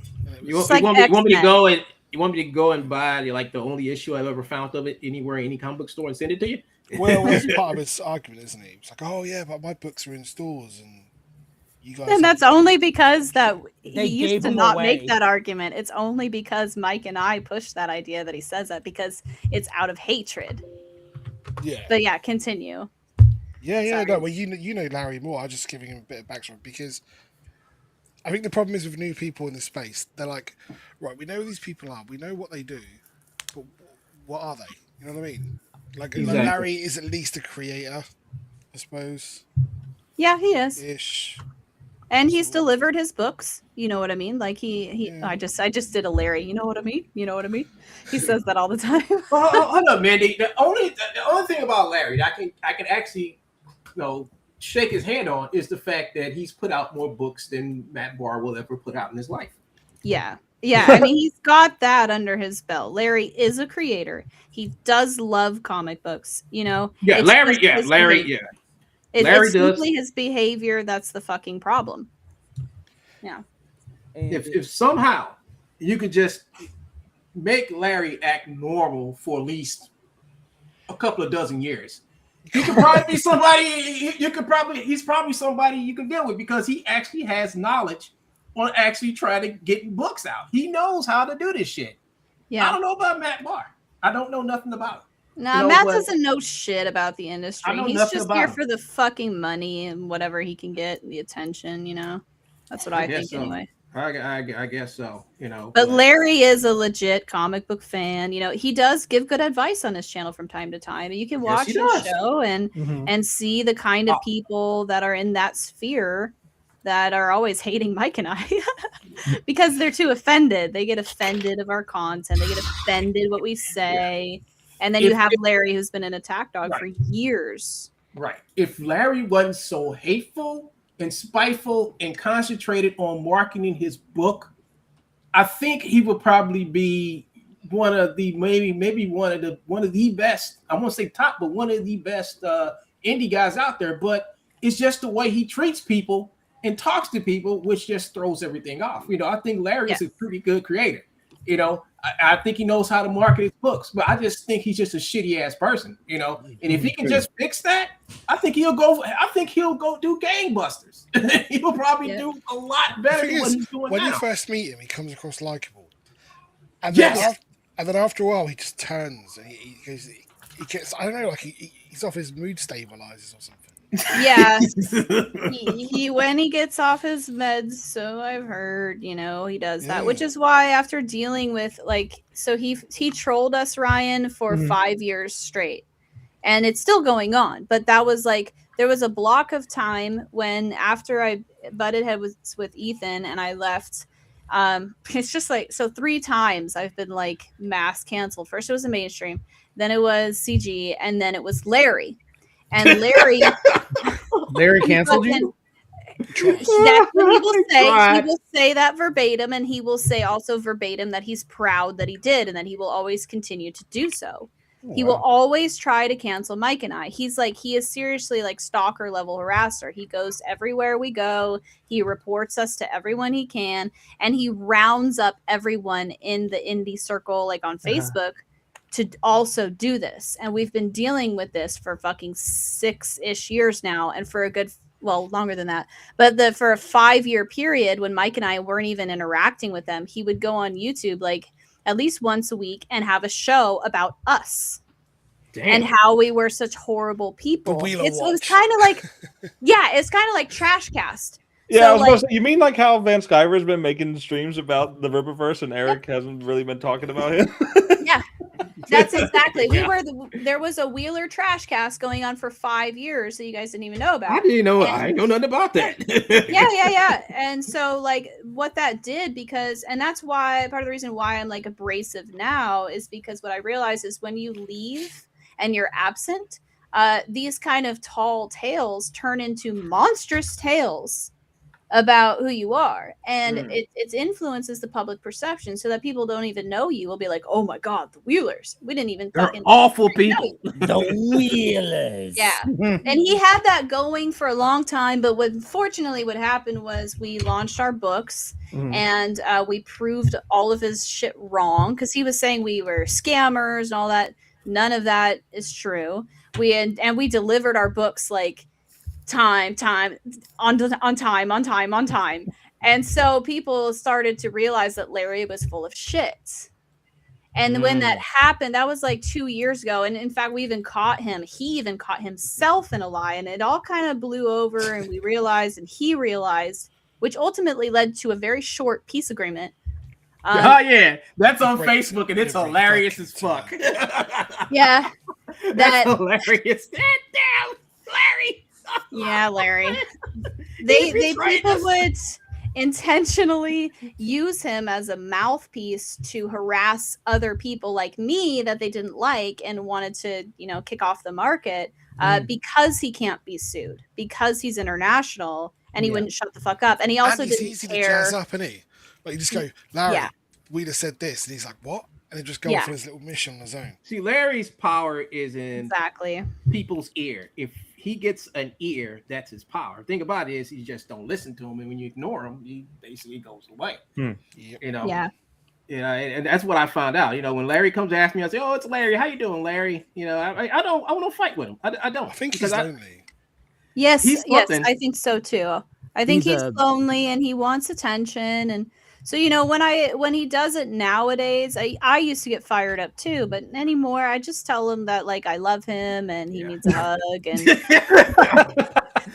and I love him. That shuts him up. That actually shuts him up. He was like, "Oh, kindness, Like he'll go at you and just go, "Yeah, okay, Larry." Okay. Yeah, exactly. Great guy, Larry. Keep up.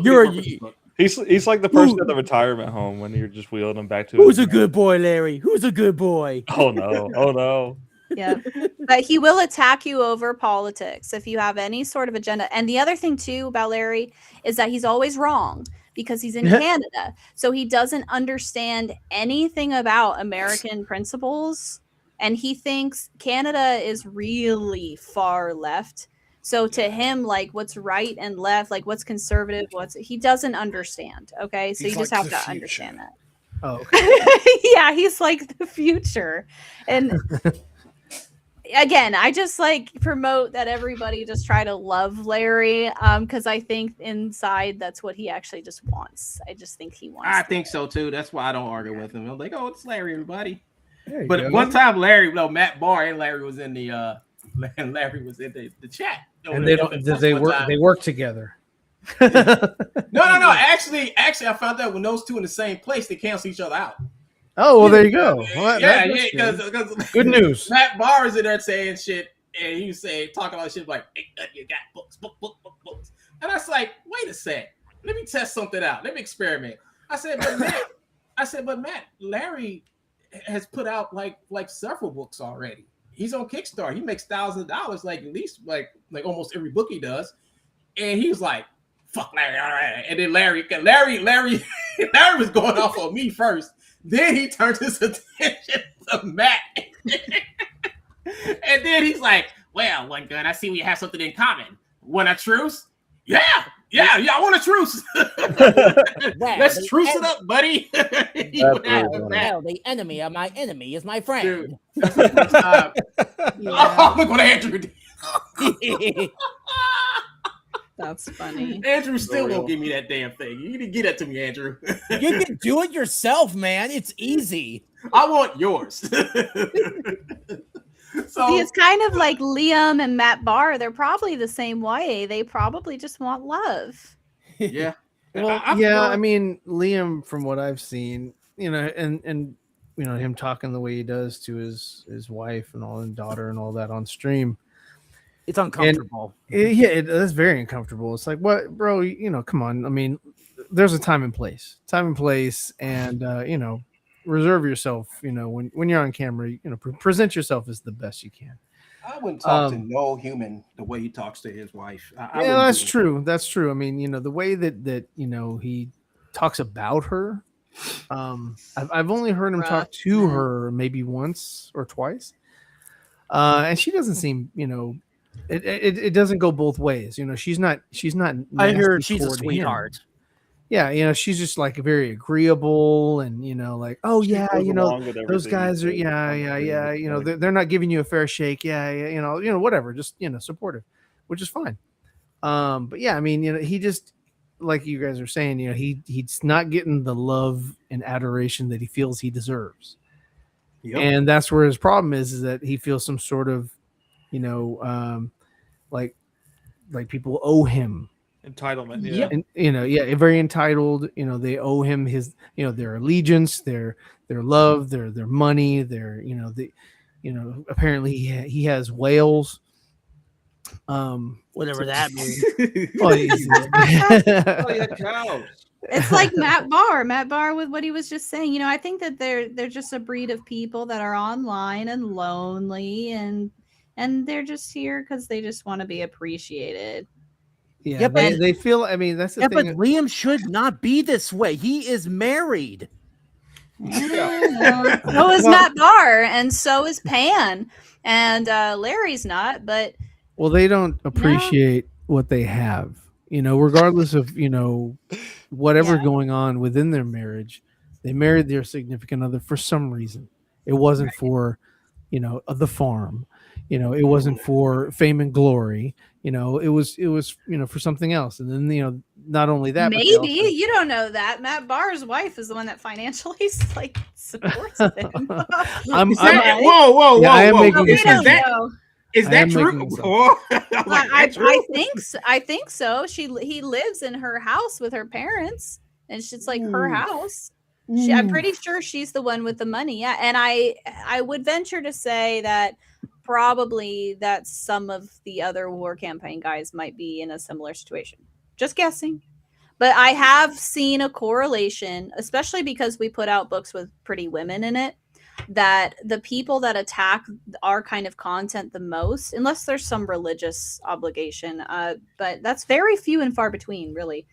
The people that hate our content with a vitriol 100% of the time have an ugly ass wife. It just is what it is. Like I am comfortable saying that because those really aren't our customers. They'll like flat out say, they'll be like, my girlfriend would kill me, my wife would kill me, because the women get jealous. Well, yeah, women are very insecure. What's up, Bats? So just as a creature, they're built with automatic insecurity. Exactly. But males are insecure as well, just in a they different are way. But they can't sit there and support our content with their wife on their shoulder. The men are forced to also trash our content because they can't support it in front of their wife. So these people, you have to keep that in mind when you look at people like War Campaign, and they'll say some nasty shit about our stuff, about us, and call us degenerate. And it's really like a reflection to me of what's going on in the inside of their minds. Like they'll say shit about me. They'll say, what is it? They'll constantly call me like a whore kind of thing. Like they'll insinuate that I'm a whore because they said Ro, and it's a stupid ass story. It's because Ro said, I'll buy that for $1 on a stream when he was like drunk. I didn't even hear him say it. That's from RoboCop. Yeah. It's stupid I buy that for $1. Yeah, it's so stupid. And because they were so like gay boy obsessed with Ro, and that ex-girlfriend psycho came out of them, like it was something I totally forgot. I didn't even fucking care about, right? Same with Mike. Mm-hmm. But they spun that, and they'll be making memes of buying me for $1 and Mike selling me for $1. It's like stupid fucking shit. I mean, that's really ridiculous. With the value of the dollar going down the way it is. It's just retarded. It's just retarded, stupid shit that like no one cares about. That again is only coming from someone that's like got mental problems. If they could buy you with a Bitcoin, that's different. Would you take it differently? You'd say, you know what? That's a badge of honor, right? Buy me for a Bitcoin. Dude, that It's reminds silly me. shit. That reminds me. I'm watching Daredevil Born Again. Buy me for Bitcoin. That's worth millions of dollars. Yeah, but it's almost like creepy sometimes because it's like, they're fantasizing about buying me. That's where it goes. It goes down this dark kind of hole where it almost feels like they crush on me, and that's their way of very violently getting it out of their system. So I don't know. That's what I'm thinking. I like it. Probably that because I'm telling you, his wife.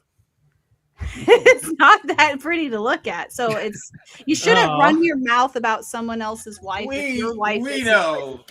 because every once in a while, Matt Barr comes back as he killed his old account so he can make a new account. So when somebody says your husband is online making racist remarks, he can sit back and hide behind his other account called Buck Wild. That's who he is.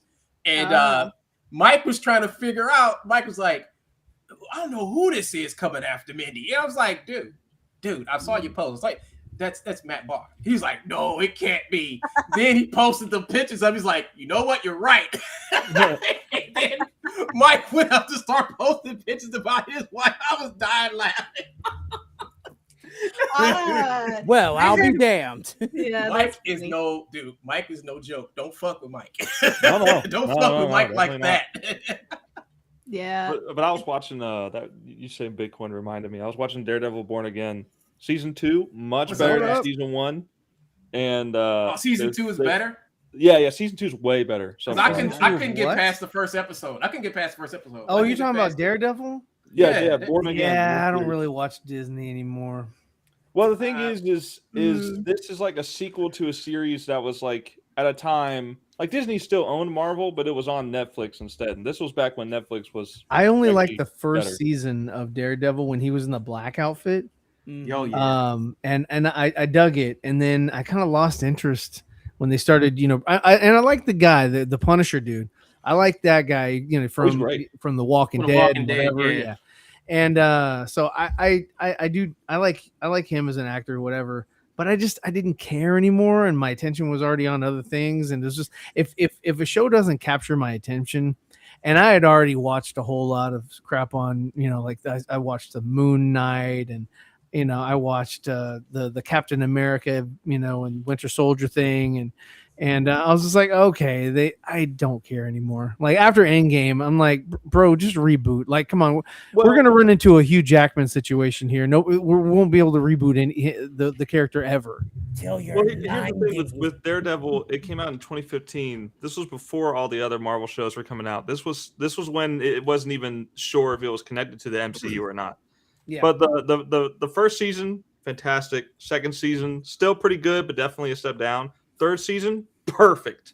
Third season is absolute peak, like Marvel. When it was on Netflix. It used to be on Netflix, but they moved it over to Disney Plus whenever they made their own. Now platform. I did see the Matt in a wig, and they put that all over the internet or whatever. Where it's like totally fake. Yeah. So they did like a flashback for this new. That's a flashback. They couldn't just digitally give him hair. They decided to get a wig, and they did that with like a couple of characters where they did some de-aging, and honestly, the de-aging looks pretty good. De-aging is great, but putting a wig on a male, it's not the most. It's like, bro, like looking at Ben Affleck as Bruce Wayne. They put that hairpiece on him. I was like, bro, that doesn't look right. That looks weird. But the main thing I'm getting at is there's in that flashback scene, there's a point where Wilson Fisk, his assistant is talking to him, and he's talking about different plans and all that kind of stuff. And then out of nowhere, after like 7 seconds of silence, Fisk goes, "Have you heard of Bitcoin?" Ironically, like the funniest thing ever. I know they intended it to not be funny, but just him saying that after 7 seconds of silence is so funny to me. Have you heard of Dogecoin? That's good. I really want to watch it. I loved the first 2 seasons, and Daredevil is just a cool story. Anyways, I always like Daredevil shit. And I'm surprised that they haven't shown the hand. Well, no, they did in season 2. I think they're supposed to be in the Spider-Man movie. Yeah. Yes. What hands? What hand? Oh, you mean the hand? The bad. Okay, I thought about hands. Oh, they mean the hand. Yeah, they just don't show hands in Marvel. It's AI. The AI hands. If you go back and watch all the shows before Endgame, you'll see that none of them actually had hands. They were all fake hands. That's crazy. It's like that. Yeah, it's like that one guy that can't draw feet. But Rob Liefeld. Yeah, Rob Liefeld. The camel toes. Rob hates the Wheelers too. Yep. That's where it all started. One. all you guys, I know that I could be verbose in the chat, and I'm sorry. And like Vicky's Discord, by the way, when I was in it before I got kicked out, she would do a verbal chat, and like that's what I need, because I understand, especially men, and I forget this.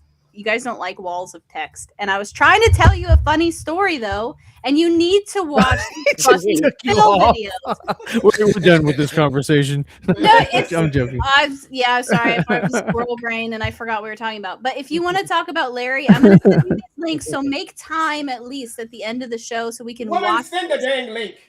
Yeah, I'm going to send you these. These are Larry Higgins' friends, and they're fucking psycho. And these are the same people. Oh yeah, Rob Liefeld, Polito. These are those kinds of people that all believe in canceling other people out of the industry, like me, who challenge them, and that they're retarded. Huh?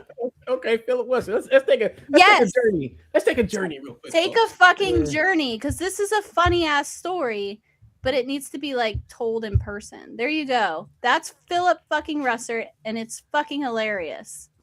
Andrew, what the hell is this? What? Oh, like this is something I drew a long time ago. If anybody complains about my female character having unrealistic proportions, I'll just send them this. That's cute. Oh, she might have unrealistic proportions of sick beauty. It's probably the best drawing you've ever done, Andrew. Yeah. And the thing is, like, that's not an original drawing. Like, I basically traced. Yeah, it looks like Nightwing. You're a comic racist. All of them look the same to you, don't they, Mr. Dubé? Yeah, here's the original. Oh, yeah, you know what? I think I've actually seen that. I know who the character is, but I can't remember her name. Uzaki-chan. Yeah, Uzaki-chan or whatever. Yeah. Haha, the gray-haired girl. No, that's not what it said. That's not what it said. Is that Virginia? Is that Virginia? Yeah. Oh. Yeah, she finds Virginia very funny. Yeah. Also, I think she's supposed to be like 40-something years old, and she looks like 16. Okay. No, Okay, Mindy. What are you about to watch? Who's this guy? This is Philip Russert. So the left-wing crazy cancel fucks that hate me, this is who they are. Go ahead and just play it. I'll leave it at that. All right. You're done. Some propaganda from Mindy. Let's listen. What's up, Cynic? Oh wait, we can't hear it. Okay, there you go. I hear music. Motherfuckers. Turn it up if you can. Yeah, I can't hear it at all. Let's start it over. Music. Yeah, it was down low. I don't get canceled. Here we go. Motherfuckers. Everybody faces consequences. Damn. Everybody, you're done. Oh, Mr. Tough Guy here. Consequences are coming. I'm fucking angry. You better stop your fucking shit. Because it's my house. You understand me? You're under my rules. Doesn't matter. I have done a lot to give back to this community, and I've never asked for a fucking thing. I'm still coming. It's on. It's on. When you've pissed me off, but I don't stop coming. I will put an end to your bullshit, whether by peace or by force. You're fucking with people's lives. Is he like a baby? There's so many different shades of white here. Jesus Christ. Mindy, explain.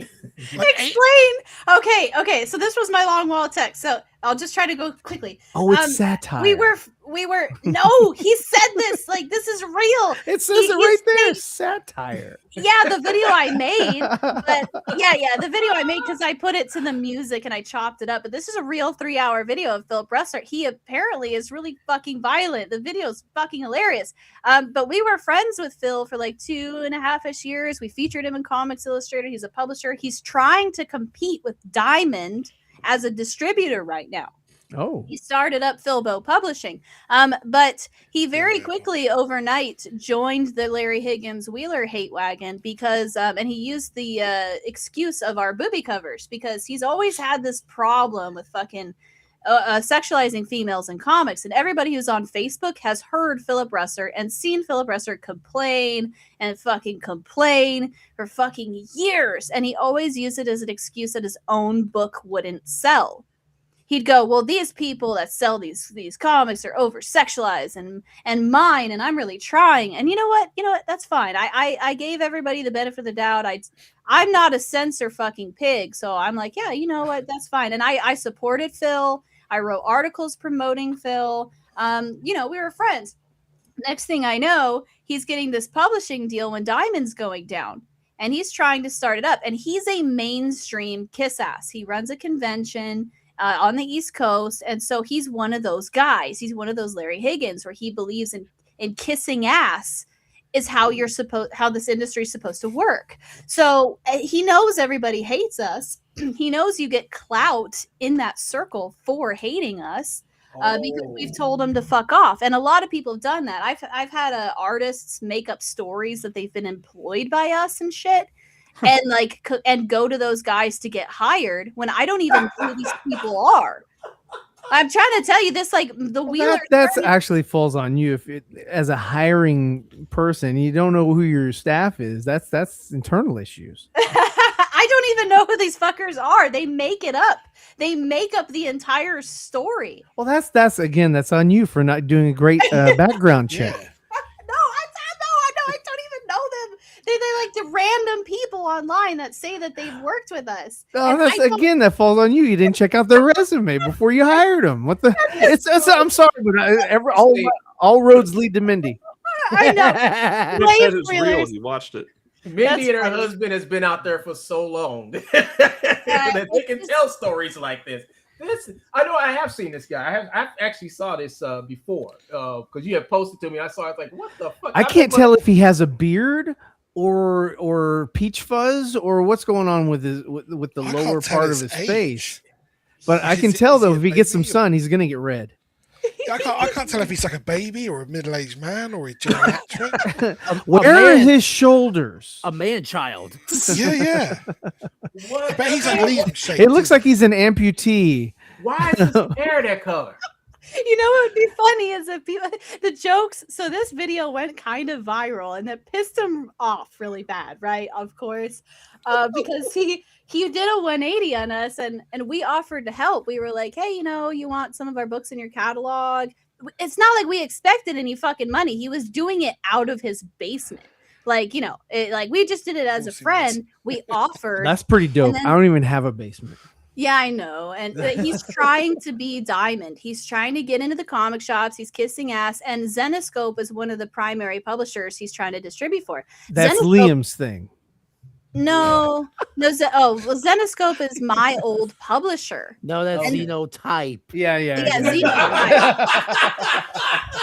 All roads lead back to Liam. He's like, guys, I started with Xenoscope, then we went to Xenotype. Okay, I'm gonna play another 2 minutes of this crazy man. Now I'm like, I can't take no more of it. All right. At least do it till you feel sufficient, then go to the end, because then he gets caught with his wife and he starts to cry. Ooh, he's married. We're going to the end right now. We're going to the end right now. Okay, here we go. Here we go. Sleeping so fucking hard. I work real hard. Fuck it. Steph, you don't have to stand over me. It's okay. Thank you. I know you're concerned, and I love you, and you're my guide. And you are a much smarter, wiser person than me. But I don't care anymore. I'm done. You know what happens when I'm done. I've had enough of you. Daddy, I fucking mind if you fucking scary. What happens? I know. It's scary. You know what happens when I'm done. What does his wife know? Well, he goes to the shower and he cleans off. That's horrifying. He talks about he talks about going to your house and hitting you in the face with a keyboard and calling the cops. He mentions Ethan Van Sciver. He's like, I'll have Ethan Van Sciver on my fucking show if I want to.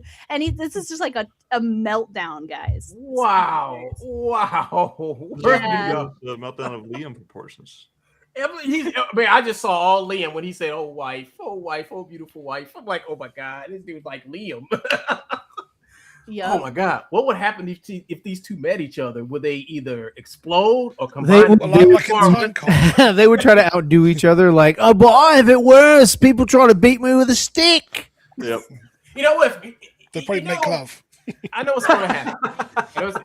when these two meet, it's going to be just like how the universe works, right? When you have two They have a new company, Xenotrope. You have two black holes. Yeah. Cynic says you are being an Elliot Rodriguez right now. What do you say to that? Elliot Rodriguez. What? What do you listen? I am running a show right now.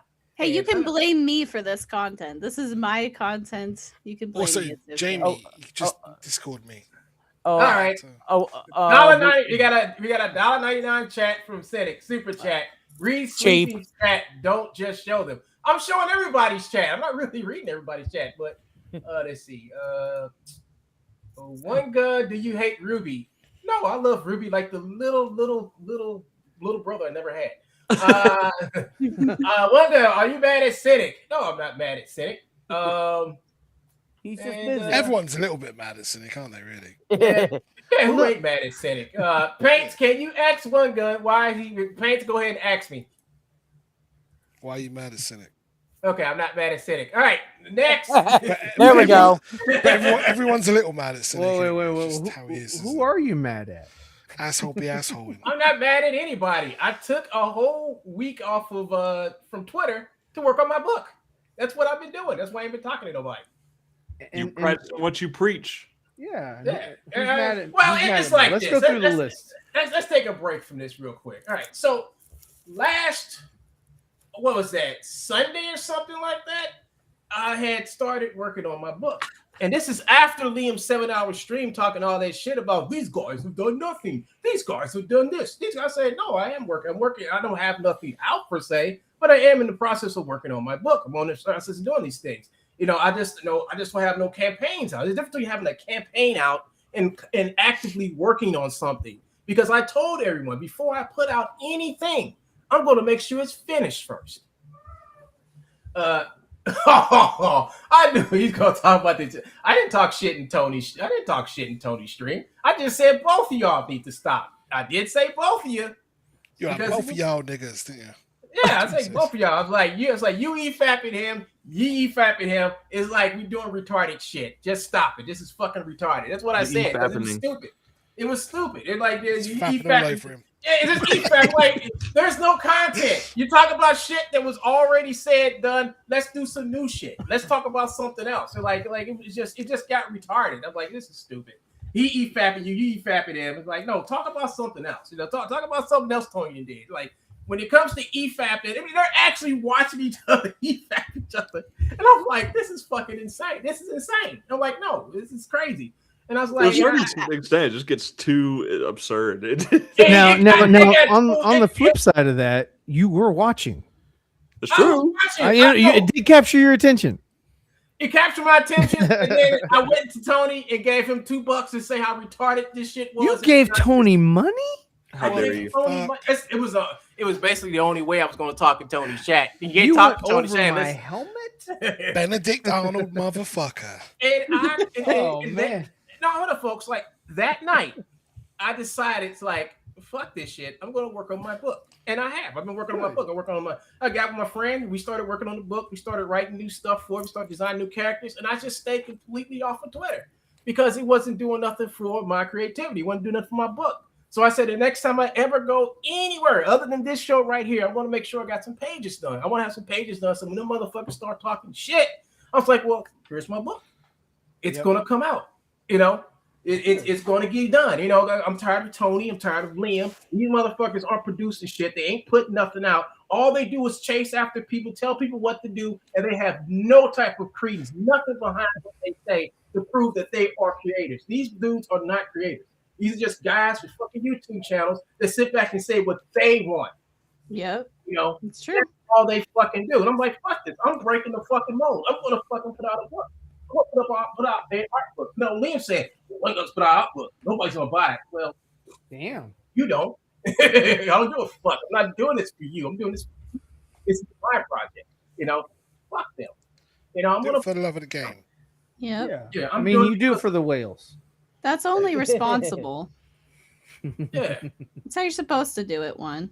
Like once one EFAP may be excusable, but then when you have an EFAP, it's a little and then you have an EFAP, and then it's a session, and you know with your I got dizzy. It's like this. A fap I got session.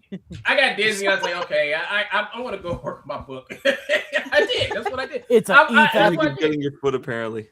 Yeah, It's an EFAP of an EFAP of an EFAP of an EFAP. You need to hold up the infinity mirror. No one has tried it. I almost tried it with Larry because it rewind a couple of years ago, that's what's happening. And so I realized that if he held up a mirror or even just one person held up a mirror because they're fapping themselves, what happens? Because it goes spirals. It creates the vagina monster. That's what summoned her. That's how you summon the monster. The vagina beast. Can't we find Larry a girlfriend? Yeah, exactly. Just find him a nice girlfriend, couldn't we? He'd be chill. Whenever I see people EFAPing, I'll go in their chat and I will ask them to do the infinity mirror. I've done it to Frog Tony, and nobody ever does it. I'm so disappointed. He can't look in the mirror. Let me see if I got He's a vampire. Did I ever show you the original book I worked on over 10 years ago? Let me see if I can find it. I think like if it's the if he was a vampire, I'd feel really bad. Yeah, you showed us that art last week. Because I don't think he would still have his fangs. I will suck your apple. It doesn't work that way.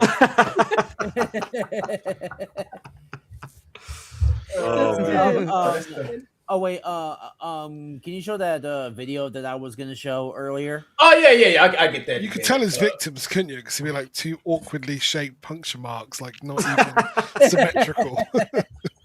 It's the brand of Tony. He's an unsuccessful vampire because every time he tries, he can't he just ends up numbing it. And no one will let me suck. We'll use the tooth. Here we go. The One Piece is real. All right, so I'm gonna give some context here. Okay, so on BTM Reviews, he has a co-host named Julio Scissors, and he said lesbian thing. And he said on stream, that he bought my book and Salty's book. Oh, nice. But my book was the very first comic he ever bought. Right. Oh, really? And he says on stream, that he likes my book more than Silence Do Good. So have you noticed we only ever bring up videos of Andrew when someone's sucking his dick? The rare occasion. But and in the chat, Salty got fake mad about it. Oh no, he was pissed. He even told us in Discord. He was like, "Yeah, fuck that Andrew guy." He's like, I'm gonna kill that nigga if I see him. I'm gonna kill him. And he really is salty. Yeah, and he gonna beat you like a motherfucker. Yeah, he gonna beat you like a clanker. And I thought the whole situation was hilarious. So I remember this video. I sort of made a meme out of it. Just quick one, Andrew. I found a new slur for AI. Hold on, he's already here. So. Okay, it's not that bad. You fucking traitor! Pretty good. Man, that's pretty good, Andrew. It was good. There's a new slur for AI. Wirebacks. I've heard of this one. Yeah, it's a good one. Yeah, dirty. I prefer Clanker though. Clanker has the raw kind of power to it. You know what I mean? Makes me think of the Clone Wars. Yeah, it does. Yeah, that's true. That's true. Yeah. Let me get. It reminds me of a Camino Shabadat. Oh, it's those cloners. There's Come here and give me a hug, Obi-Wan. It's kind of sexual. None of my children don't mess no damn clanker. Not here. Not ever. No granddaughter of mine's ever gonna date a clanker boy. Clankers. There you go. Oh, I can show y'all this. It's the page. It's the page I'm working on right here. Somebody give me a switch. Andrew, you ain't messing with that clanker girl out there, Andrew. Y'all dad away, get away. But I love you. Shut up, bitch. Get out of here. He's gonna kill you if you see it. He's gonna kill you. I'm gonna switch you off. Clanker, you better get out of here before a clan of humans come after you. I am Yeah, Clanker. you showed us this. Yeah. Okay, yeah. So this is the page that I'm actually redrawing right now.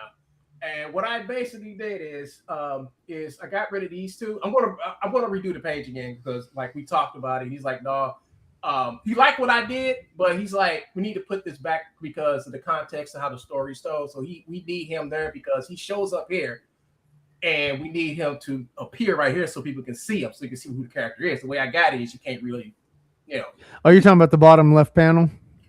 Yeah, the bottom left here. Yeah. What I did is I just moved this over and split a face shot between these two talking to each other. But he said put that back.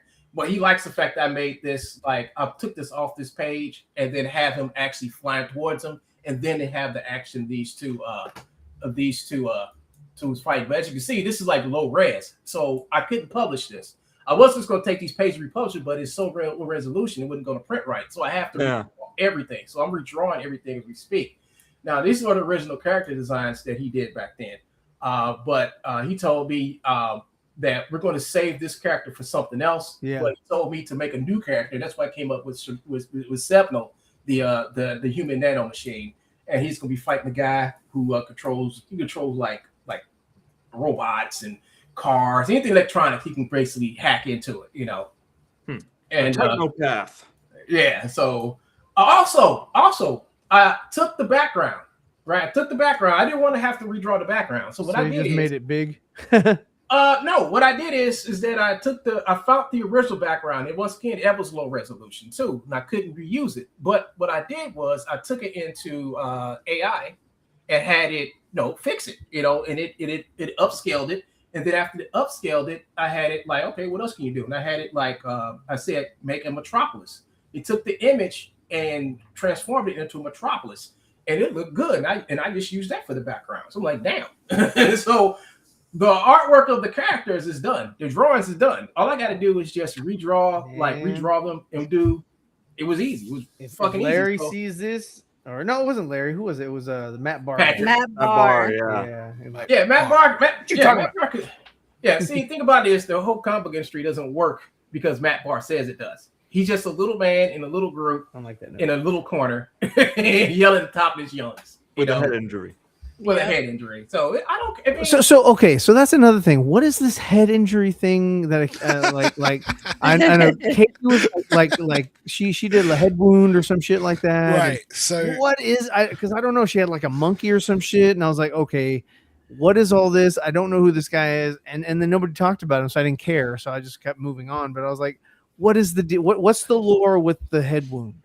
Okay, so Anna, the Star Wars girl. Do you know who she is? I do know who she is.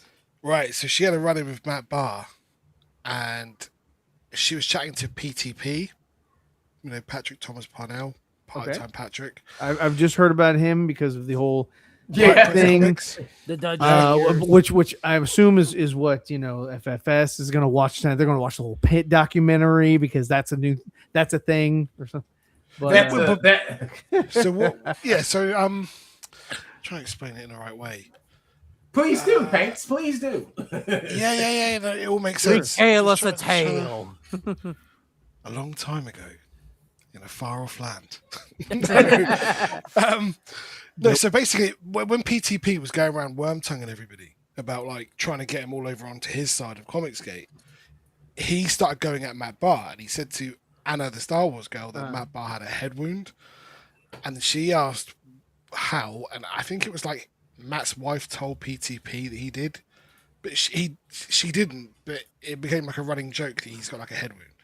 I thought it came from a car accident. He said he was in a car accident or something like that, and that's how. No, it was PTP because he went apeshit about some DMs. Because there were some DMs that got leaked from PTP saying Matt's wife told me about his head wound and that we shouldn't push him emotionally in case he spazzes out and goes apeshit basically.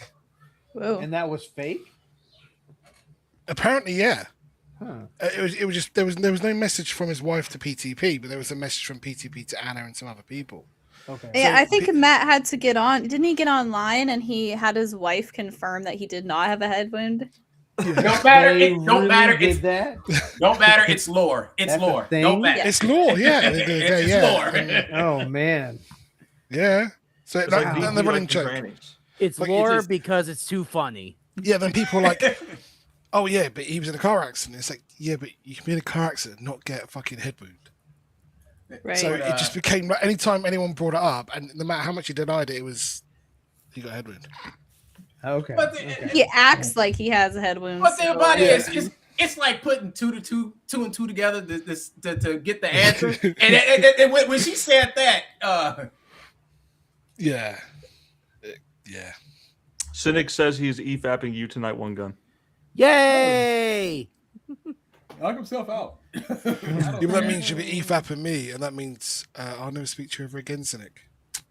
Go fuck I yourself. said Confiscate can be dying if people don't start like acting right around here. Yeah, How you doing, I Katie? think it's okay. I think it's evening out. You know, Yeah, I think it's the actually worst- in a better spot than it was, simply because Yeah. more people are The like the finally reason waking why- up against like Tony. The And reason why I say that is because you have the whole Frog Toady, Liam, and Mint Solid click. That's why. That's why I say it's dying. If y'all don't fix that, it's gonna be an issue. Yeah, well, one gun. well, it's not that everyone's mean. kind of denounced them at this point. I mean, what else is there to do? Like most It's of the like- vast it's like majority that of people meme. think they're idiots. Well, like, you see all the you people got hugging them them, right? doing. Well, you just got them doing nefarious stuff, like okay, asking refunds for their fucking books that they bought. Going around telling people don't buy their books. Going around, it's. I think it's horrendous to do that to a creator. Yeah. And if I want to come to Comicsgate and I saw that type of shit going on, I wouldn't come. I'd be like, these guys are fools. They're eating each other up. They're doing all this other shit. Why would I come over here? Yeah. It makes the whole movement look bad. Damn right. It, So then it does, cut but the, it has been that way. Yeah, You guys see my post recently where I was saying that, like after years of reflection, I think that the movement was just too small.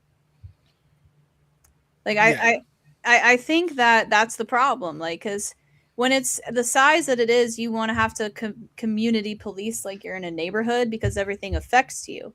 If people came into the movement and it was bigger, there'd be more of a buffer. But what you need are like balanced voices. So Yeah, the Kings I have agree. been like the primary influence, and so it's taken that shape. But you have more creators like me come over that are already established and like bringing more people and then more people finding it. I think it's going to balance out. I think the worst is over. That like it got I better agree. or got worse before it's going to get better. And I think that if we keep promoting it and actually just like chill, because like I can tell if Ethan say we're gonna have a fight with someone tomorrow, right? And then that creator's like all butthurt, I can be like, you know what, dude? I had a way longer feud with Ethan than you did. Yeah. It was the harassment was like fucking 16 times worse. You're gonna be all right, and But then maybe Mindy- I'll convince him to stay and be But better. Mindy, don't you think that some people just come over here just for the fucking blood sports and bullshit? Absolutely, because it's been whether Ethan wants to, realize it or not. I just don't think he cares. I just think that I don't think he don't. And- Ethan doesn't Yeah. care about the blood sports. I mean, Ethan, if you watch his trash cast from last night, Yeah. you saw a man who was coming out to disperse. I don't know if they're true or not. The lies and misconceptions of that fucking movie that was made. And he was sick and he had to come out. And some of the parts of it, I kind of felt him when he was talking about he had a wife. She got disease. She got Parkinson's. Blah blah blah blah blah. Blah. And these motherfuckers want me to do this and do that. I want to be a husband, first, and worry about this bullshit second. I mean, that's what he was saying. That's what I was getting out of him. He's right. Everybody's getting old, right? Like Exactly. Exactly. like, Screw you, man. Screw you. we're all getting tired and we just want to chill.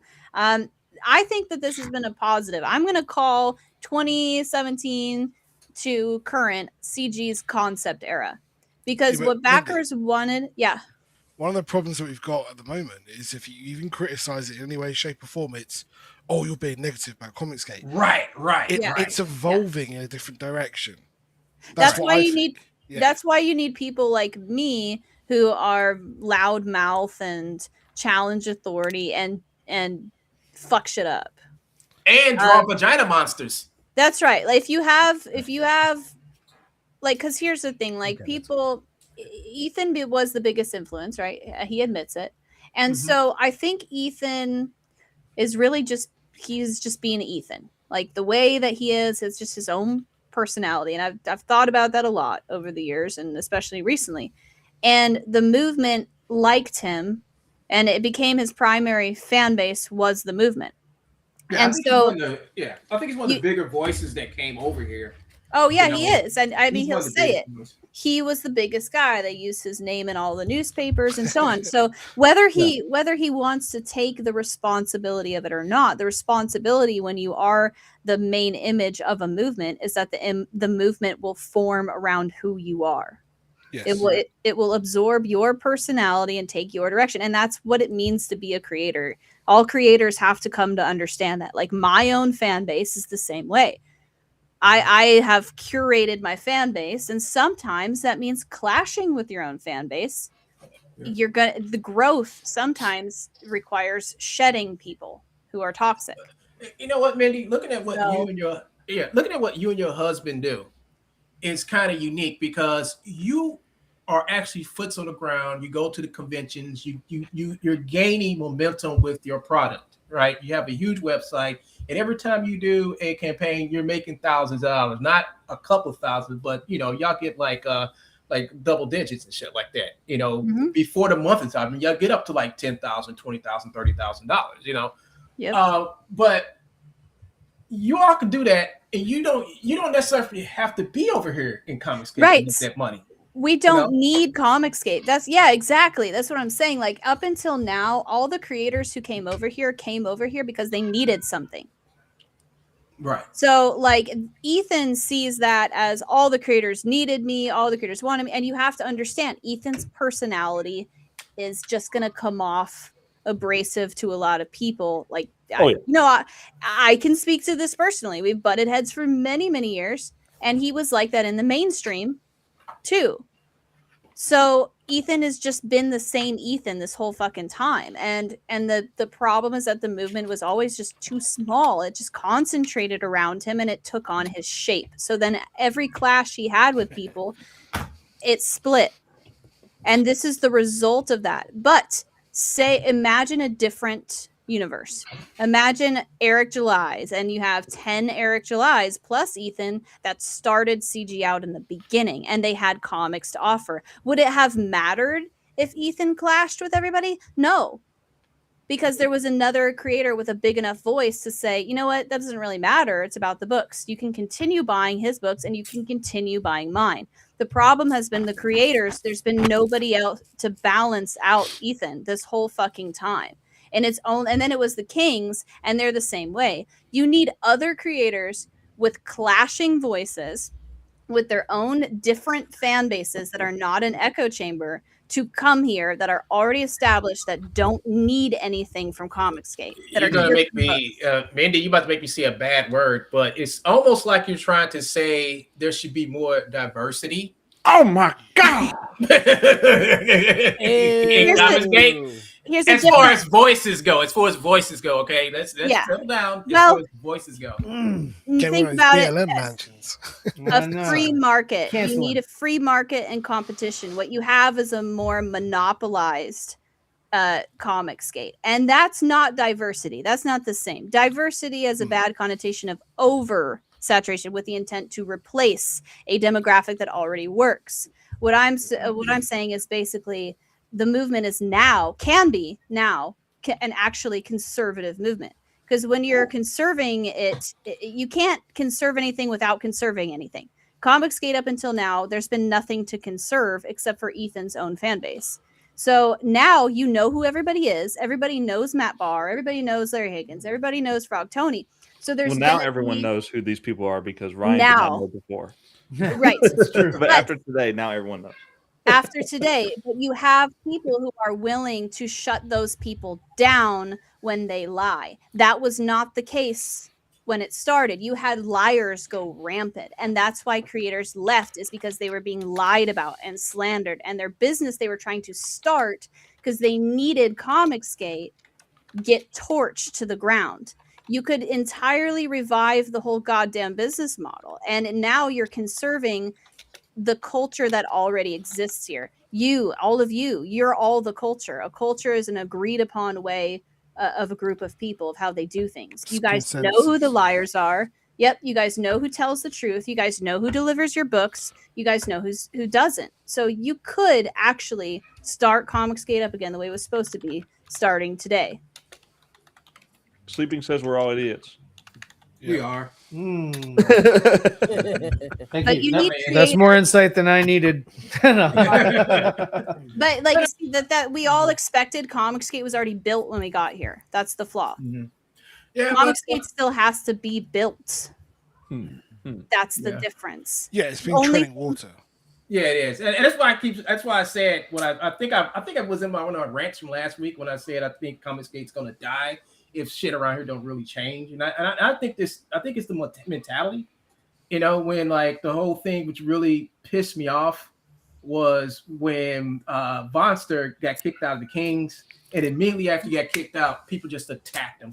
After he left, I mean, and when the day he left like a really good letter saying like he's leaving, he's going to go off somewhere else. He didn't say nothing negative, right? That's and the right same behind happened him, to me.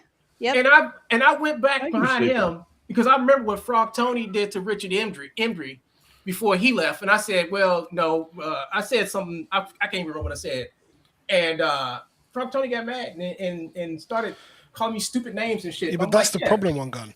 People they're just calling each other names. They're not actually exactly. It's fucking discussing it, are they? Like we know there's an issue with Comicsgate. Right. And it's fucking retarded. It's just fucking retarded.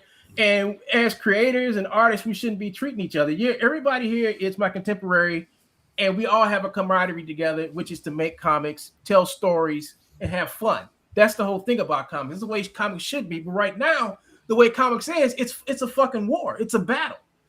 Because it took the shape of Ethan's personality. No offense to Ethan, but that's what happens. No, I think whether it you like to it or his ego not as well. I think it appealed to his ego. Right. He enjoyed the level of notoriety that he had, but now it needs to be more than that.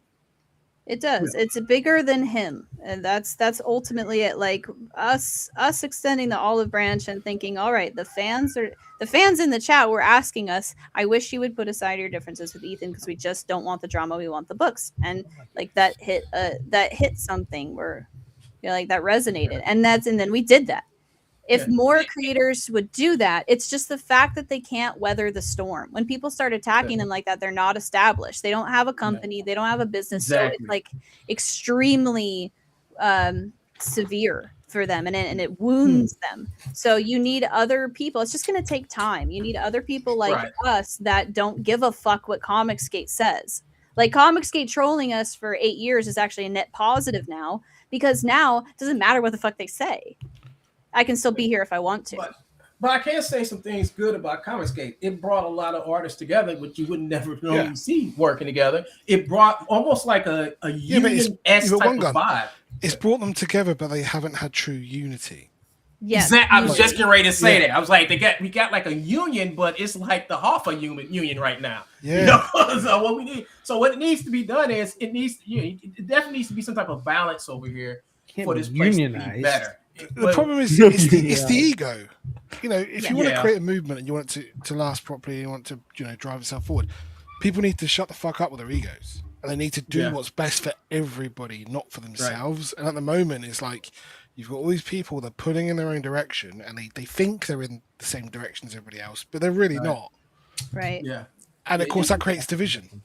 Yeah, and we got what we got. We got division right now. We got a lot of division and fractions. We have fractions. Yeah. We need more decimals and multiplication. We got diversify, like you said. We got these factions and shit here now. Not fractions, but factions that are just like hitting each other, and we all believe in the same thing. I'm like, why we fight each other? We all believe in the same thing. You know, it's crazy, but it's the whole thing about becoming the dominant voice. They're fighting to be the dominant voice. Yeah, that's true. Right? That's what it is. So it's like we're all talking the same language, but SpireTech makes a good point. He says there will always be a market for comics as long as you produce quality above the companies that keep messing with their customers.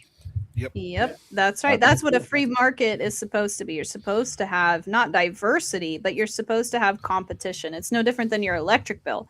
Like your electric bill will be insanely higher if your city has a monopoly on the electric bill. You go move to a different state, a different city, and you'll have 4 different electric companies competing for the bill. What happens?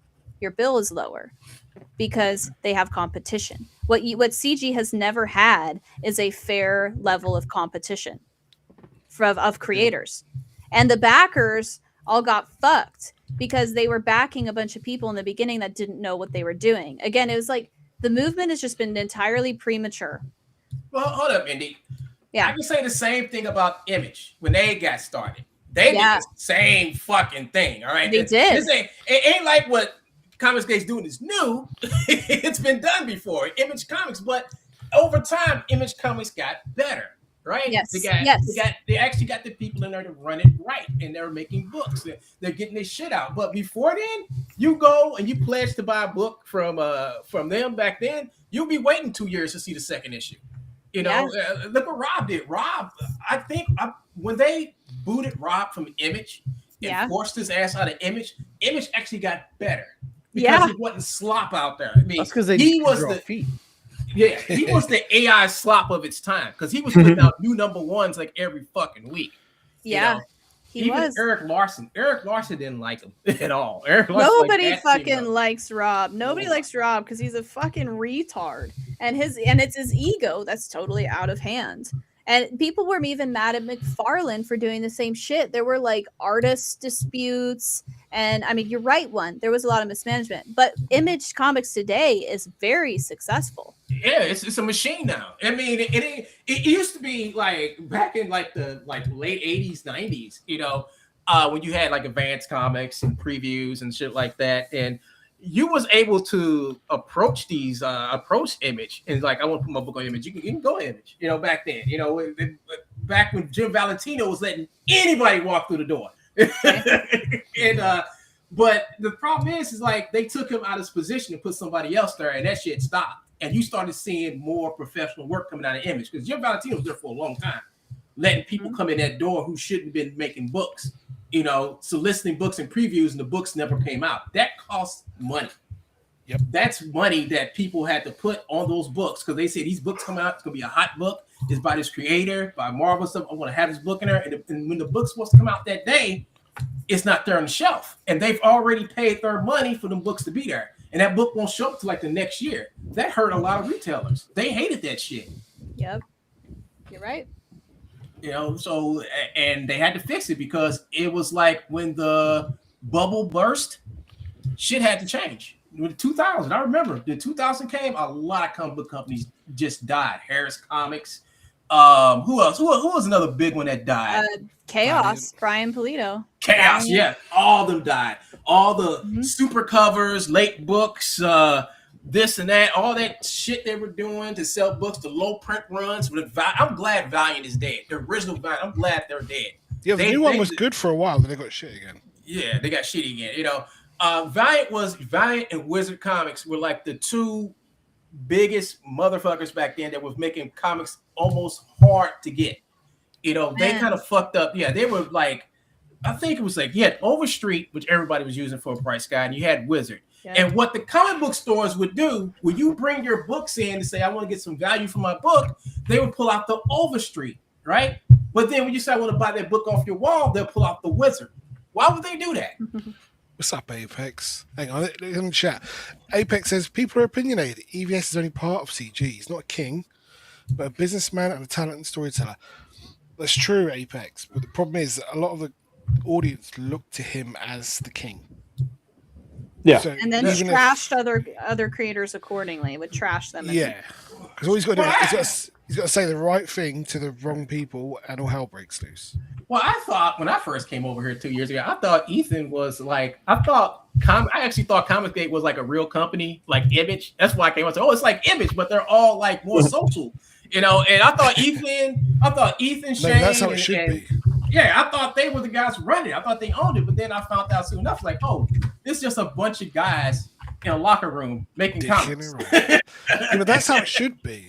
That's how it should be. That's how it was back Like then. if you shared resources, if you shared stuff like, I don't know, colorers, letterers, artists, you could share print runs, you could share distribution as a community. Think of what things could happen if everyone did that.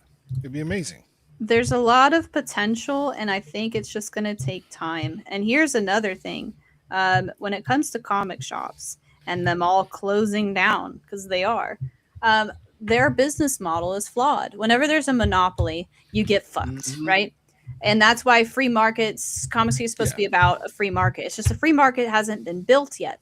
But relying on Marvel, DC, and Diamond distribution is where they went wrong, and they got completely fucked. And now they're all going out of business because nobody likes their content. Yeah, Mindy, we have to go back a little bit when the industry really got fucked. The industry got fucked when Marvel bought Advance Comics, and Marvel said they're going to print and run their own distribution network. Didn't know shit about it, but they did it. And guess what happened? Guess what happened after that?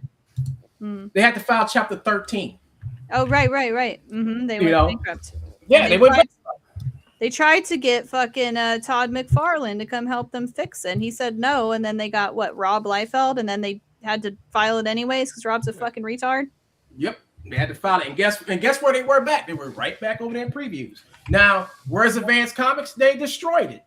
If Advance Comics was still around today, I guarantee you previews would be still around today, because you know why? There was competition. That's what happens when you destroy competition and it becomes a monopoly. When the monopoly crashes, everything crashes. That's why we don't have those here. That's exactly what happened with CG. That's exactly and whether saying this is not throwing shade at Ethan. It's just fucking factual that he was the largest voice, and fan followings just do that. They do. I've seen it with Polito. I've seen it with Liefeld. It's just a thing. Okay, fans are a little bit autistic. It's okay. We all are. So are the creators. We're all a little special. That's what makes them stand up. Like, it's true. That's why people get pissed when they come and they change their timelines and they change the characters. It pisses people off. The comic book industry is very toxic, but that's out of passion. It's out of love. It's all the Larry Higgins of the world, right? So you have all these Larry Higgins that have followed Ethan. That's not Ethan's fault. It's his fan base, and it follows his personality to a degree. And they've been attacking the shit out of everybody. So then everybody fucking left, exactly like what one is describing with the entire comic book industry. Hey, one more thing. Yeah. Right. In the private chat, have a look. There's a link. Click on the link. This is what I think we need to do as a movement. So if you click on that, it's like a little meme. So there's a big difference between dying and dead, right? If it's dying, it's a chance to save it. If it's dead, that means there's no coming back. So when I say something is but when I say something is dying, that means we got a chance to correct it. That's what I mean when I say Comics Gate is dying. Or if I did say, I think I may have said it in a rant somewhere. Yeah. I was probably mad at some shit going down, and I was like, this is fucking stupid. Let me share this. Yep. Yeah. So this is how I kind of think we need to act with CG. When One Gun clicks the link, and can you see it? There you go. Just carry on. CG is dead. Cool story, bro. Yeah, exactly. And then we just need to move in our own direction. And you know what? This perfectly. Yeah, you're right, dude. This is the perfect example of what needs to be done. I think there's a lot of people over here. You got Ryan, Apex Comics. You got Salty. You got a lot of guys over here who actually love comics. There's many more. But my problem is not with those people. Not my problem, not the people who are producing shit. My problem is the people who ain't producing shit but causing the most chaos over here. Yeah, but that's what we do. We ignore them. Yeah, that's what I'm saying. Yeah. We just put our thumbs up and go, yeah, whatever, mate. Carry on.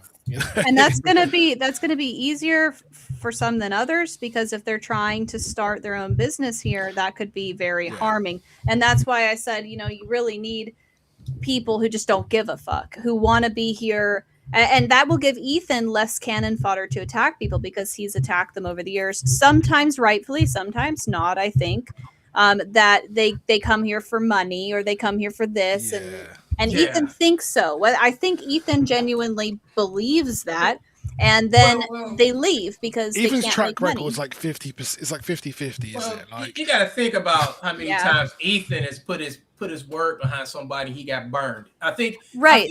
I don't think he wants to get burned no more. I think he wants to have more people come over here. That was the initial problem with War Campaign and Ethan, is that he was elevating people who weren't talented, and War Campaign were like, "What the fuck? It's supposed to be a meritocracy," and that's when they started to turn on him. Yep. Yeah, and you know what? This is where I say everybody's just learned a lot of lessons, and everybody can move forward, and that includes the backers. They can see someone, and like I look back at that list. I have a list on my Twitter where you can look at. It's a list of every single feud Ethan has had. That people have been collecting over the years, and they use it like Student of God and stuff to say that Ethan is toxic, and to which I had agreed a lot with. But now that I look back at it, I'm like, you know what? That person didn't have a comic book company. That person didn't have a comic book company. And so I'm really trying to give Ethan the benefit of the doubt here, right? Like I'm really doing the olive branch genuinely. So I'm like, you know what? If I were Ethan, and if I am right now, I wouldn't actually welcome back a lot of these people either, because they didn't have anything to offer, and they were probably here because they wanted to make money, and that could go sideways. They want to get their bag and run. I mean, that's what some of these guys did. They just got their bag and ran. You know, which really hurt Comicsgate. You know, some of these guys, people had faith. People had faith that there's something they can be a part of and support. And then most of them, not all of them, took the money and ran and said, "Fuck y'all," you know. And that's what kind of hurt people. That's what made a lot of people mad and raw right now when they say, "Well, Comicsgate, they don't get no books out. They don't do this." You know, it makes the whole thing look mad. So I understand Ethan when Ethan comes out and says and do the shit he says. Right. Yeah. So I could see both sides a lot more now clearly, and I'm like, you know what, this could be used as a lesson. We could all move forward. The backers are smarter. And when you have grifters trying to come in, you're going to have people like FFS and everybody kind of giving them the boot out. So it has potential to actually do it. The next step, I think, though, to fix a lot of that creator problem is not to just... Okay, it's like this. I'm thinking of getting a comic shop. Again? Yeah, Again? That was no good. But it would, if I did, okay, so I'll say that again. I already have a comic shop. Oh no! Failure again? No, just kidding. Brick and mortar. It's okay. I mean, I already have an office. This is my office. I signed a new lease to a different office. This office I'm going to move into in a couple weeks can double as a comic shop. And it actually looks exactly like our old first comic shop, which is a little trippy. But I don't want to open to the public. Like, this has been something I've thought, really hard into. I hate working in a comic shop. I found that out. It's very time consuming. You always have to talk to people, and I just don't have the time. So it's not feasible for my current business model. I need an office space to work, not to talk to people. But the nerd's worst enemy is there. Like, I could, if I wanted to, wall off the front and have like a display only model. And the cool thing about this, really like started brainstorming, that would be a comic shop only for Divinity. Potentially. Like that's how I would want to do it. The only person who's ever done this besides that is Coffin Comics. They have a warehouse space / like comic shop where you can go there and buy stuff. This kind of model would be more like a boutique shop. Like our statues would be there, a couple of books. It's just an idea I really am floating around. Now, if every creator had a company successful enough to do that, that eradicates the problem of being dependent on Diamond and Marvel and DC. So I wouldn't fail. I have no reason to fail. If my business is fine and I'm already paying for the space anyways, that's just extra income, actually, not taking away. So there's no reason for anybody to pull the rug out under my feet. If we had 16 more people doing this, that you could go to their own comic shop, you could go to the Coffin comic shop, you could go to the Divinity comic shop, you could go to the All Caps comic shop, and so on. Now you actually have more of a free market model, and no one's going to pull the rug out from under us. Right. And conventions are starting to take that shape too. Brian Polito's already had his own convention. Dan Mendoza had his first Still Ill convention of his own company's only convention last year. So I think that that's actually where the whole industry, how it should operate. It should operate based on the creator's own shop, convention, company website, and not be dependent on other publishers to give them their content. Yeah, that's a good way of thinking about it, you know. But right here, Apex Comics says something about Ethan that I agree with. You know, Ethan is brutally honest, and some people can't take criticism. He's not toxic. I agree. You know, because Ethan, I think maybe at first, because if you look at Ethan when he first started doing the YouTube stuff, he's a pretty cordial guy. But he's been burned so many times. He knows how people are. You got to realize if he's burned by people or is he burned by his own decision making? And I think at this point it's a bit 50-50. Yeah, I agree with that. You know, he's also calmed down a lot over the years. Yeah, yes. You know, I think he's 100% better than what he was back during that time, like a few years ago. I think he's calmed down and actually concentrating on what's more important to him right now. What's more important to him right now is his career in comics and his family, you know, which is always one thing that he should have always cared about, but I think he cares about it even more. I'm not saying he never did, but I'm just thinking he got his gives you a new perspective. I think he got a new perspective on what's important, because after what he did last night to come out and go through that whole video and say some of the stuff he did, but I think a lot of stuff he said came from his heart, you know, especially when it came to his family, his wife, and the situation he was in. I think it really came from someplace, you know, and I don't think it came from selfishness, everything he was saying, you know. Some of the stuff is his usual stuff, but some of the stuff, you know, I can agree with, you know. But like I said, I do think he's a people pleaser. And I think that's he is. As well. He's a showman. He's a showman. I mean, I give it to Ethan. He's a good showman. He knows how to milk a crowd. He knows how to do it. I think he's been burned.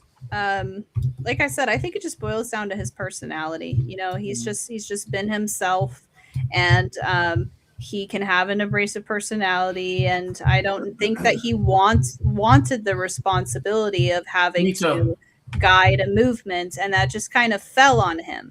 And so, and for a long time, the bitterness from me towards him came to thinking that he intentionally did it. That's what I heard. Yeah. Yeah, and that he intentionally was part of this design, like that would make this movement fail. But the more I think about it, the more I think he's just always been Ethan, and it's taken a toll on him. Exactly. Yep. And these people, like, they do take advantage of you. That I have to give Ethan that. I've gone through the same shit. Like Philip Russert on Comics Illustrated, I've been backstabbed so many goddamn times, like from trying to help other creators, and they'll come right out and then they'll throw you right under the bus publicly. They'll try to get clout from it. So that is a thing. There's a lot of toxic creators, small-timey guys, and they're fuckheads. They will fuck you, and they will, dude. There's a lot of ego in there. Do you know what I mean? These people, and that's half the problem as well, especially when they're wrong, because they'll fuck with you because they can't admit they're wrong. And they want the money and the books and the fans and everything for themselves. So it really comes down to, if you want a sustainable alternative industry like Comicsgate was supposed to be, you need people who are not dependent on other creators. Fuck the other creators. It's a free market. If they're the best will survive. They don't need any help. That Ethan has been trying to help them all. Don't do that. Don't help people. Let them, you know, you can feed them nuggets here and there, but they have to prove it themselves. They have to earn it. That's how I think it has to be. It has to be a true meritocracy. Yeah. People respect that. Yeah. Mm-hmm. And I think earn their place. I think we had some good conversation today, folks. I think we had some really good talk here. You know, even though I didn't plan on nothing today. I was like, oh shit, I gotta do a show today. I don't know what the fuck we're gonna talk about. I didn't know what the fuck we're gonna talk about. But I said, you know what? Let's start with Matt Barr and work our way down. Yeah. It's good to get the lore out. Yeah. You know, I think you know, I got hope for this movement. You know, if I did say this movement was dying, it was probably because some stupid shit happening, and not only the stupid shit was happening, it just keeps on happening. And I'll probably say if y'all don't do something soon, you know, this shit's gonna die. You know, it's not dead yet, but it's on its way. You know, and in particular, like some of these campaigns, I see like aren't making the money that they used to. Now maybe it's the economy or something like that or whatever, but I think some of the best things over here are people like Katie and Cynic Show, FFS, and Ruby and Salty and Apex and all these other guys who are over here promoting each other, talking about each other, saying where their campaigns is, telling people to back each other. I think that's where I see the biggest hope I have for the movement is because we got people like that. What kind of tears me off is when you have people who call themselves Comicsgate, like Liam and Mint and Frog Tony and the rest of those guys, and they say, close your wallets up to us. You're in the movement, but you're saying close your wallets up to the people. And so you want people to close their wallets up and what? Give the money to you for super chats because you're not producing books. Yeah. For your membership. Well, the thing is that like, you know, God, I mean, I think it's very immature. I think it's very sophomoric that, you know, they feel like, you know, hey, you know what? I'm so comfortable with saying this stuff. And you know what? It wouldn't even matter if people really didn't pay attention to them, because the more attention you get, you provide to them, the more, you know, impact they have. Yeah. Because then people are like, hey, well, let me go check these people out. Like, yeah, it's one thing to like laugh, you know, like, oh, this dude, you know, said something really stupid. That's funny, you know, but it's another to like kind of give them a little bit of credence and a little bit of relevance, because then you don't want to get to the point where you go overboard and you stop, you know, just laughing at the silliness, but then you start becoming not, I don't know, it's fuck toxic, but you start becoming cynical, more vulgar, more, you know, you a little bit of the negativity kind of comes out in you. Yeah, because then the people are like, well, wait a minute, whoa. I was down with you and you were laughing at them, but now you've gone a little bit too far, and it's like, okay, well, maybe they're not as bad as you're presenting them. You know, exactly. And it's like eye for an eye measure, right? Yeah. Eye for an eye. And I'm hopefully, like over time, this stuff that they're doing is going to just get old. It's going to decay. Their whole movement. You got Johnny Scabs in their movement. You got Tony. You got Liam. You got Mint. And it's just sad watching a bunch of people who haven't produced jack shit saying what people should buy and what they shouldn't buy comic book wise. I'm like, that's like nobody. They're not here for the books anymore, are they? Yeah, they're not. I'm like, but they should be like, nobody should talk about them on the show. I mean, like, I told myself, like when I wrote my last letter to Liam, I was like, fuck Liam. I was like, I'm done. I'm not gonna talk about this guy. I'm not gonna associate myself with this guy no more. I'm like, fuck him. I'm gonna deal with people like Apex. I'm gonna deal with people like Ryan. I'm gonna deal with people like Mindy. I'm gonna deal with people who actually are making books, who inspire me to do my own shit. Yeah. I'm not gonna be around what they call them, lore talkers and soothsayers and snake oil salesmen. I'm not gonna fuck with them people no more. Yeah. You know.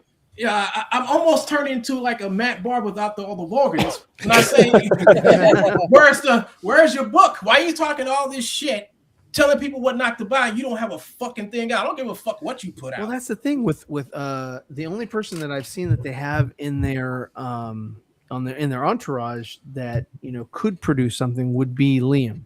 So he's the only one that would still give them any sort of amount of weight or credibility, relevance.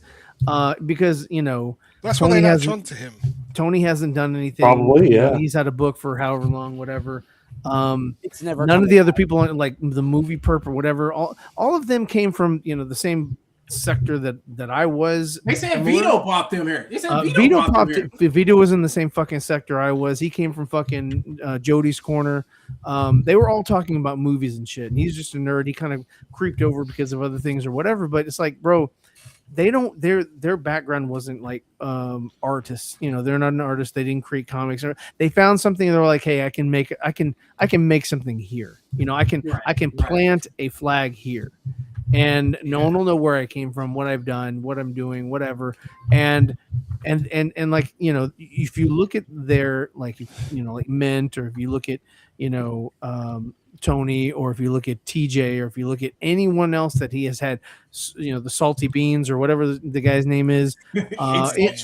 Yeah.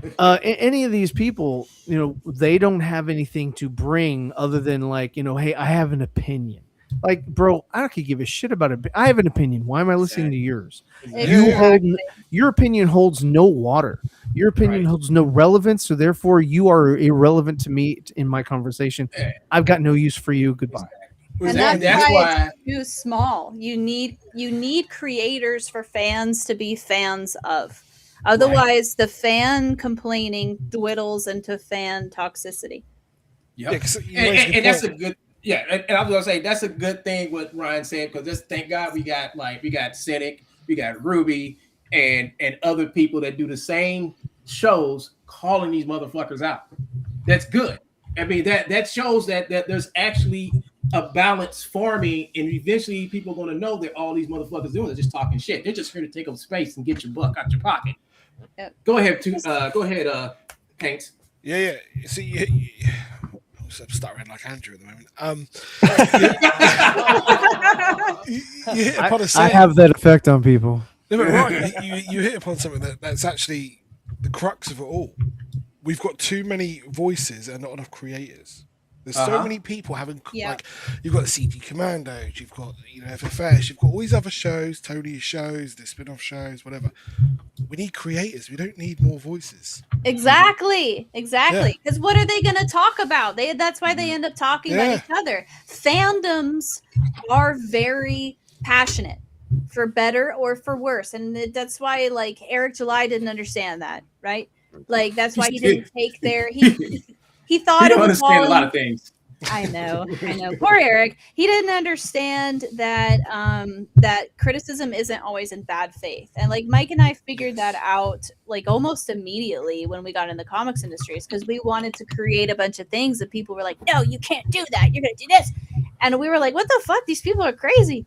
And then it's just like over time I realized that's how comic fans are. Right. That's how they are, and that's okay. You just gotta let them love it. That's you just like they're all Larry Higgins. You just I love you. I love you. Yeah. It's okay. And we all love you, Larry. We all love you, Larry.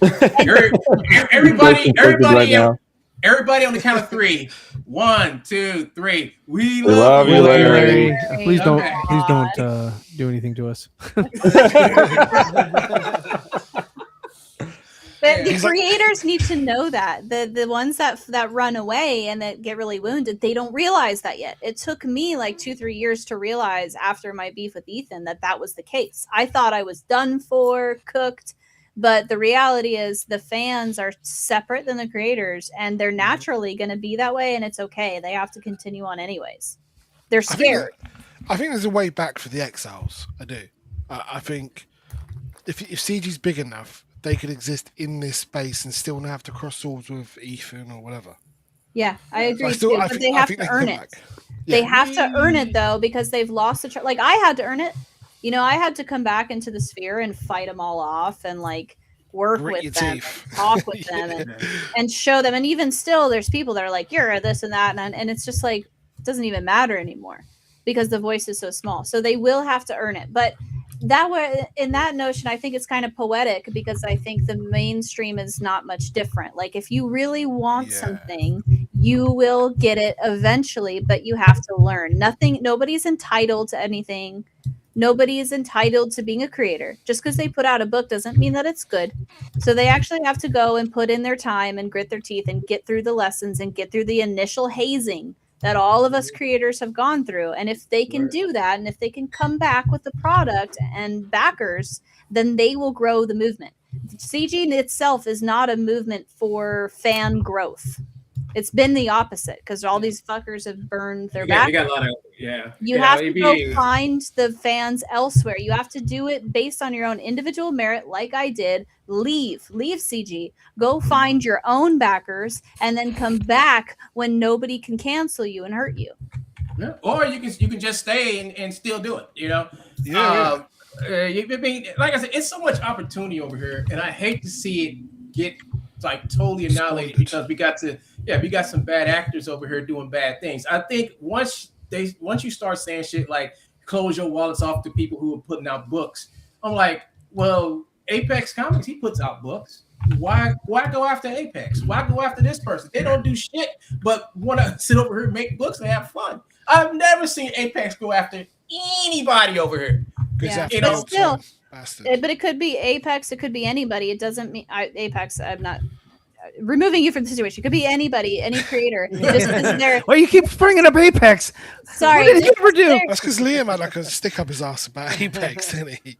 Yeah, you think he does. Wallets closed. Wallets closed. Just because somebody is nice, just because a creator is nice, doesn't mean their comics are any good. Be wary of that.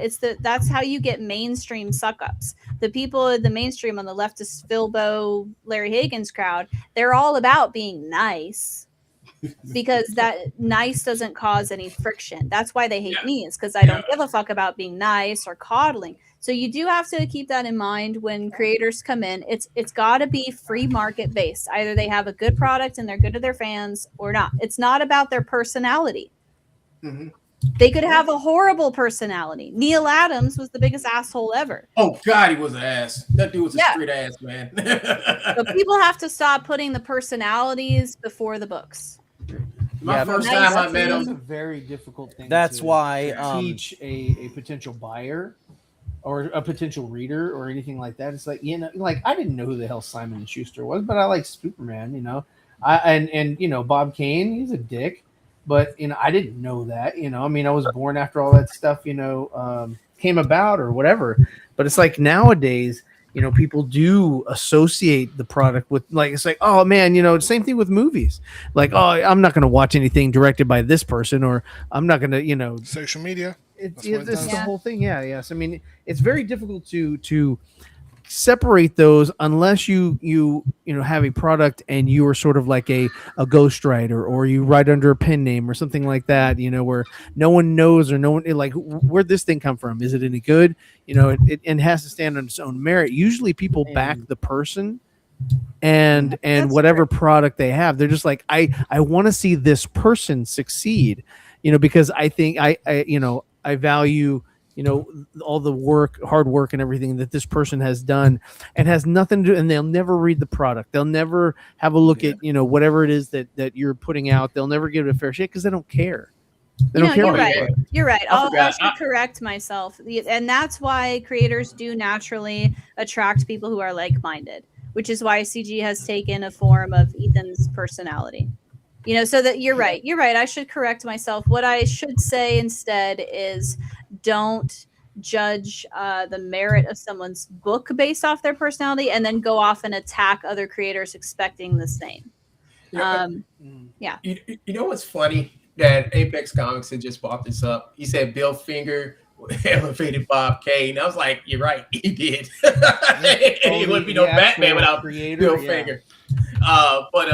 But Bob Kane is just like Bob Kane was like a proto Liam, I think. I created Batman myself. Batman guy. It was all my idea. He didn't have ears. That was my genius. The stories I heard about this dude, Bob Kane, is like I don't have. He would like issue. I'm just great. I'm thinking like he had somebody had told him he was at the Marvel, I think it was at DC, right? And they told him that he had to draw something for Batman. And instead of him drawing it, he just went down to the bullpen and told somebody else to draw it. They drew it. He erased their name off and put his name on it. It's like, here you go. Oh my God. Then you hear like stories of he was in a restaurant and a kid approached him and he said, you Bob Kane? And he was like, yeah, I am. And he was just leaving. And what he did, he doodled Batman on a napkin and gave it to the kid and signed it. And you hear stuff like that, and you think maybe he's not a complete arsehole. Yeah, well, it's a kid. That's potential money. You don't want to let money go away. I could put a stick figure. I could put a stick figure on bat wings and give it to a kid, right?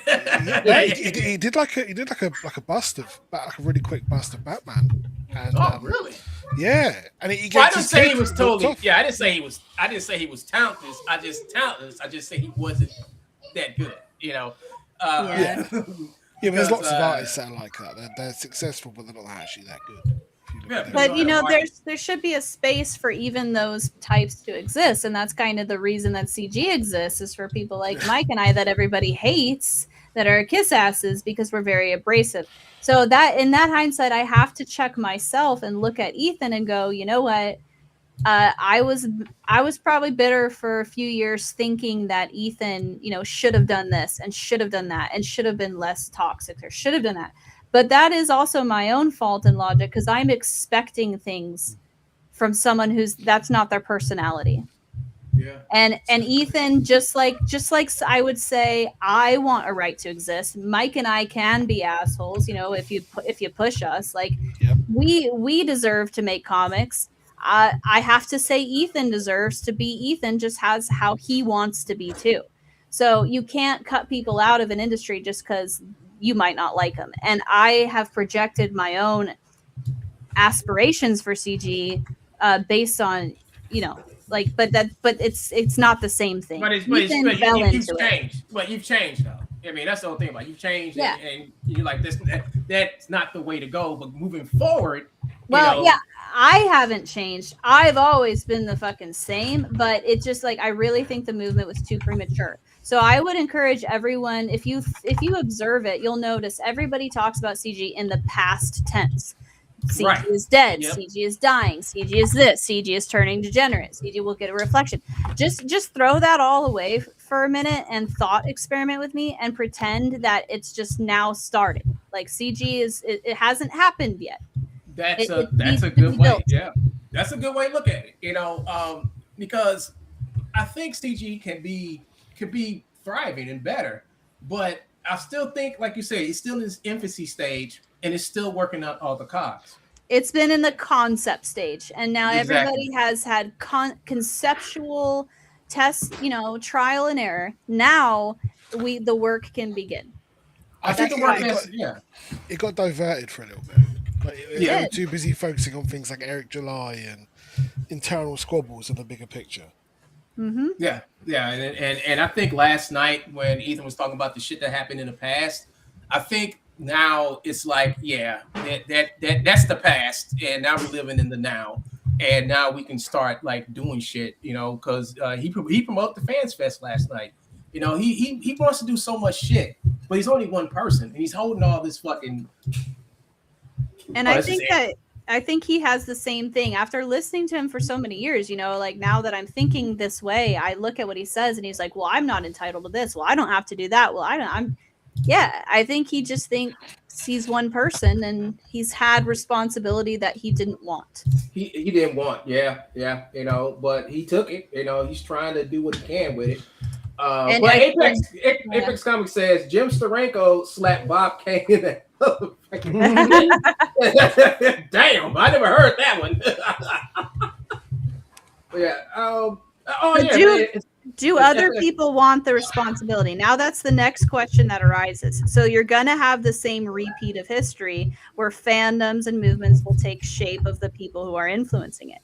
So now you have to ask yourself, who's up to the challenge? Who's up to putting the work out there and building the movement? Well, Apex Comics says Comicsgate is the most successful indie comic movement. Name one movement that is more subversive.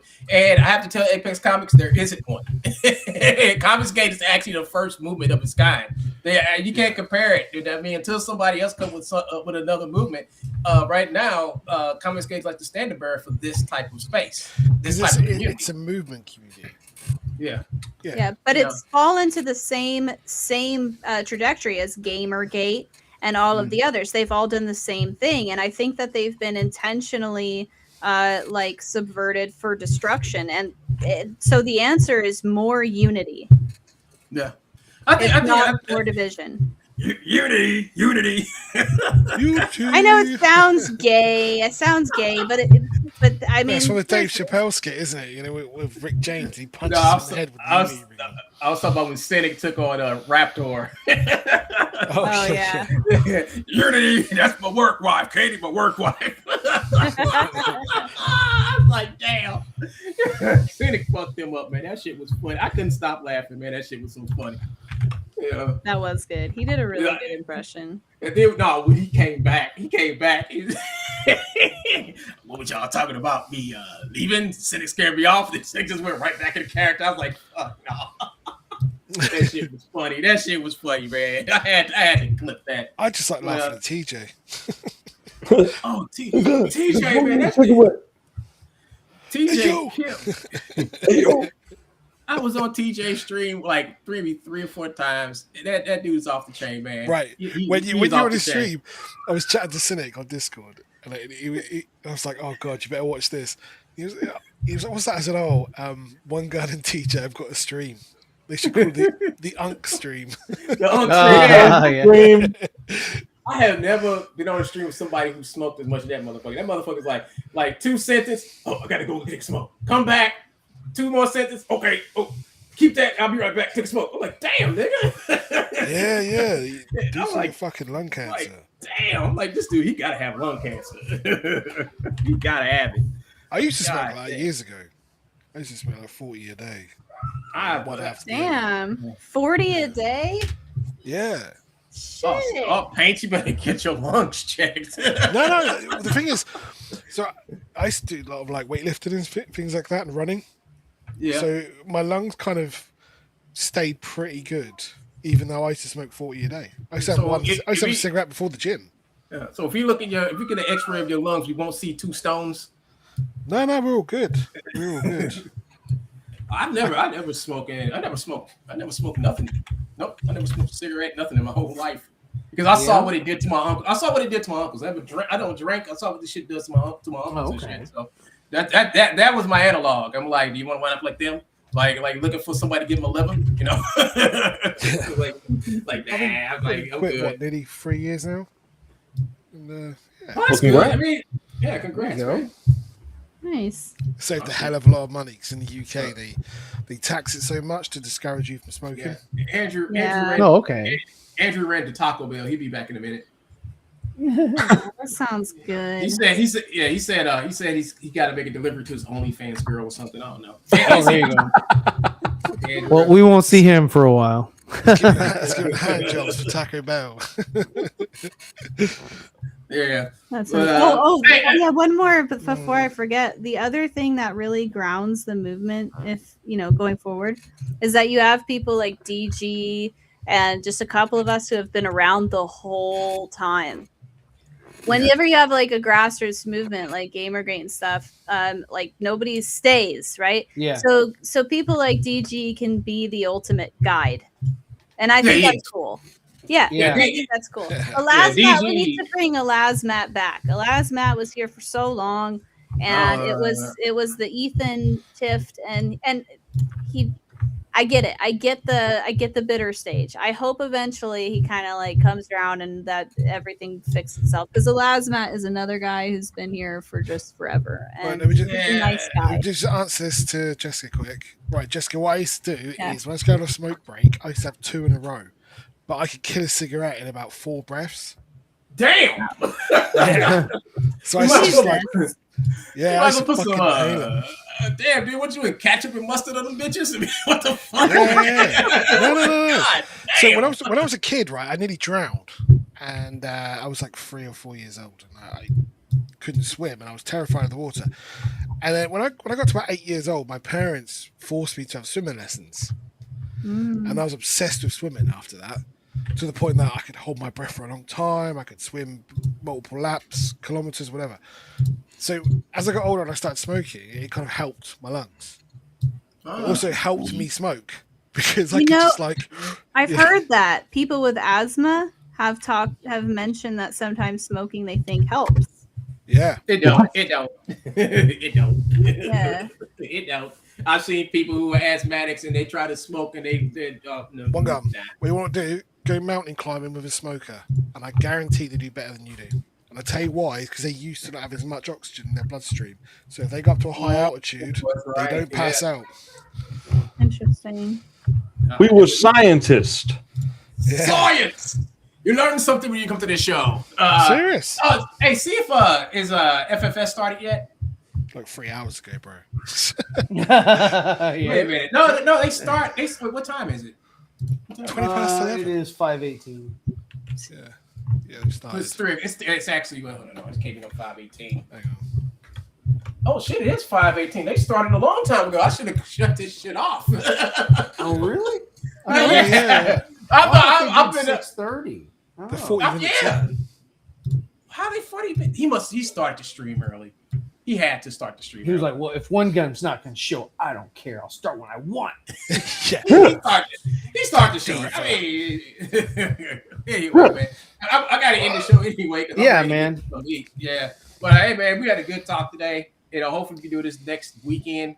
Yeah. Yeah, man, we got a good little session here. It's just that I've been quiet all week. I ain't been really saying nothing on. Who you mad at?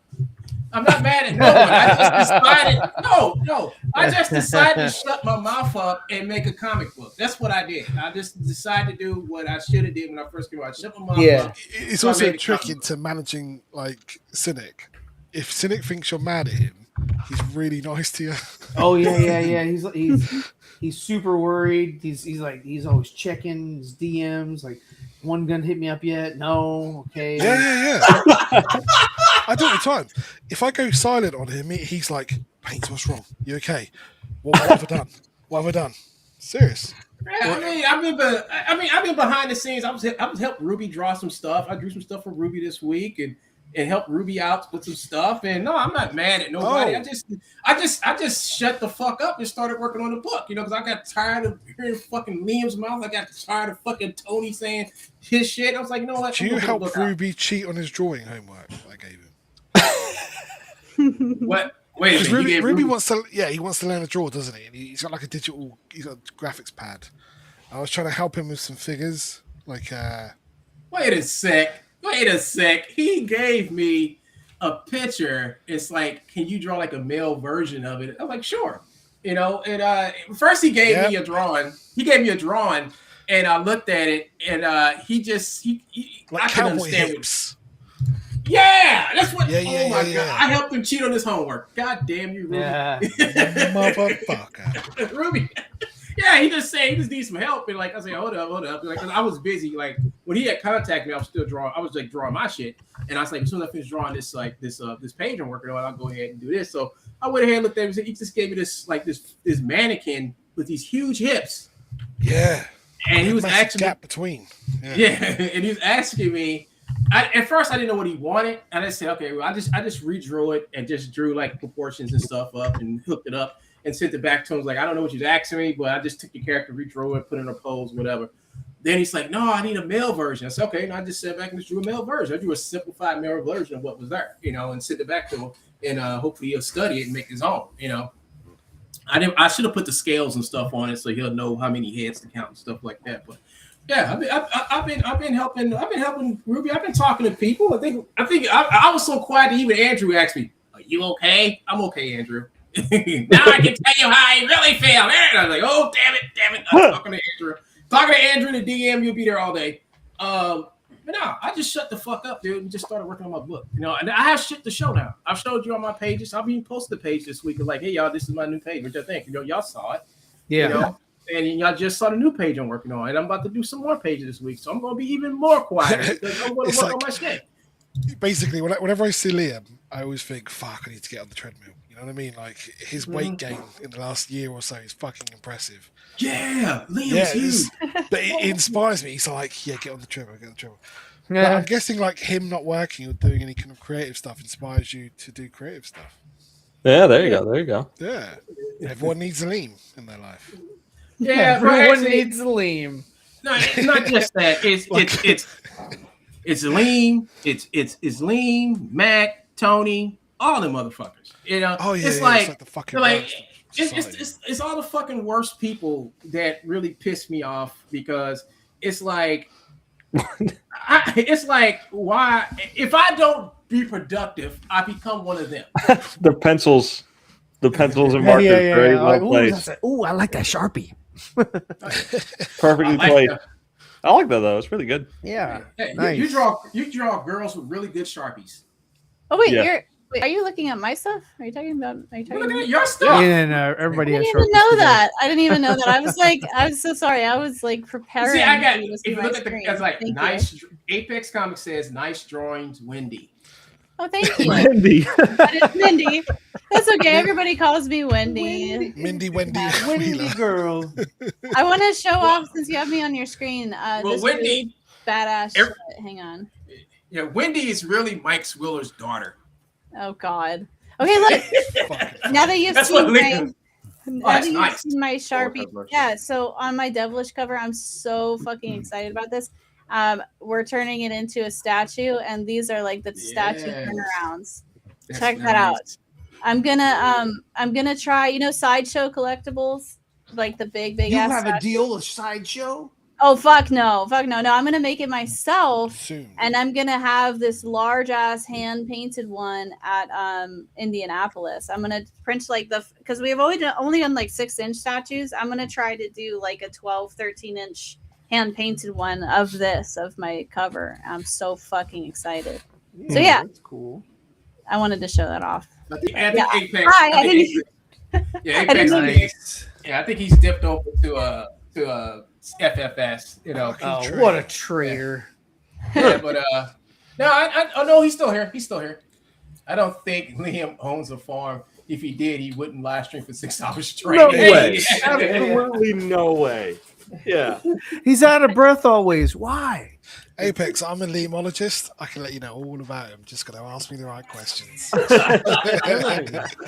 Turn around. Yeah, but man, I don't know, but I just got pissed. Like that 7-hour stream, it really just got to me. It's like this dude sitting up here in a house full of memorabilia, and it's just all the other stuff I know about him that he didn't draw none of his books.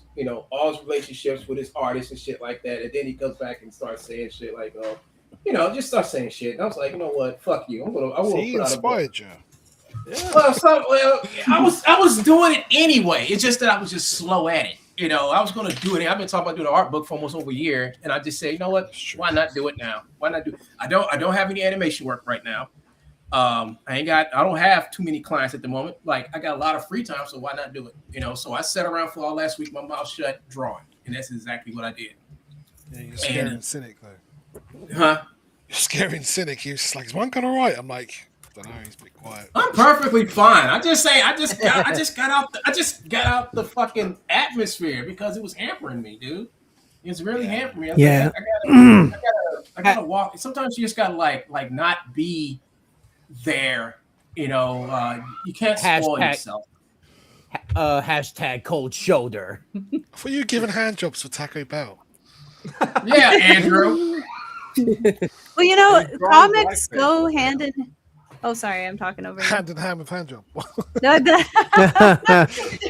No, it goes hand in hand with entertainment, right?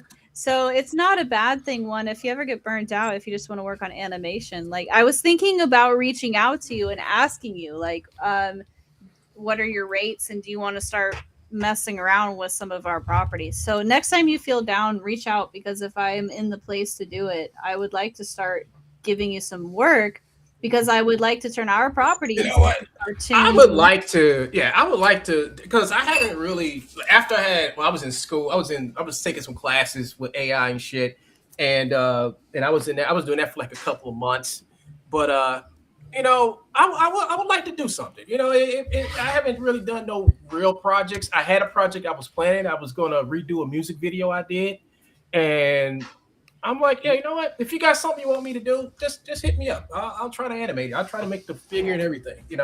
That'd be cool. I need to get back into it because I got a lot of people who actually, that's how I got 20,000 subscribers. Because this whole channel, on this channel, was nothing but animation for like a long time, and that's where my subscribers come from. And that's why I had to make another channel, and I'm trying to build that channel up. with indie comics, that'd be the place where I draw to get off my stress and all the other shit. That's why I love to draw. I never stop drawing. So one guy's using our talent to make his channel bigger. Oh, am I using you? Oh. Wow. And hey, we need to all make it a more of an effort to get on the Discord for this. Because like I said, Vicky, she does some you could do a voice chat thing. I've never done it before, but that way I can stop wall texting you guys because I have really good advice. But it doesn't Mandy, the novels you be reading, boy. I'm sorry. I'm sorry, I had to but keep Ryan. coming back. Yeah, I'm sorry, Ryan. I'm sorry. No, it's all good. I read it, all of it, and in chunks. He said all of it. You need to. Do you have a woman in your household helping you that I can communicate with? Do you have your wife or somebody helping you? Because she's here. She's very nice and helpful, but she's not helpful in this because she doesn't really know anything about it. She just has no experience in this. So she's that's you do you. And I'm like, okay, cool. So if I go over your house, Ryan, and be like, hey, where Ryan at? Oh, he's over there playing around with them damn comic books and toys and shit. Yeah, you get up and knock on his door. I don't know what he's doing in there. You have a lot of. Why is there a lock on the outside? Don't come in. You have a Don't lot come of in. really good marketing, Ryan. Yes. You're very, very good at marketing. I went on your website and you've got better shit than the Ripaverse. You've got a tour. Oh, thank you. It's not hard though, is it? Yeah. Well. Yeah. It's a lot of great stuff that nobody sees. I get to because I see the traffic, and I'm like, oh, the traffic's not there. It's okay. Well, you know what, Ryan? I think your problem is that you said you left for a little bit, and then now you're just coming back. So you just gotta build your stuff up again, man. You mean no problem? You do good shit. I ain't gonna lie, you do really good shit. Yeah, no, I kind of stopped doing the YouTube stuff. I just got approved, from the Critical Blast for making. They gave me the, what do they call it? Not the prints. They call it the. Oh my god, I don't know, but it's going into production on Wednesday.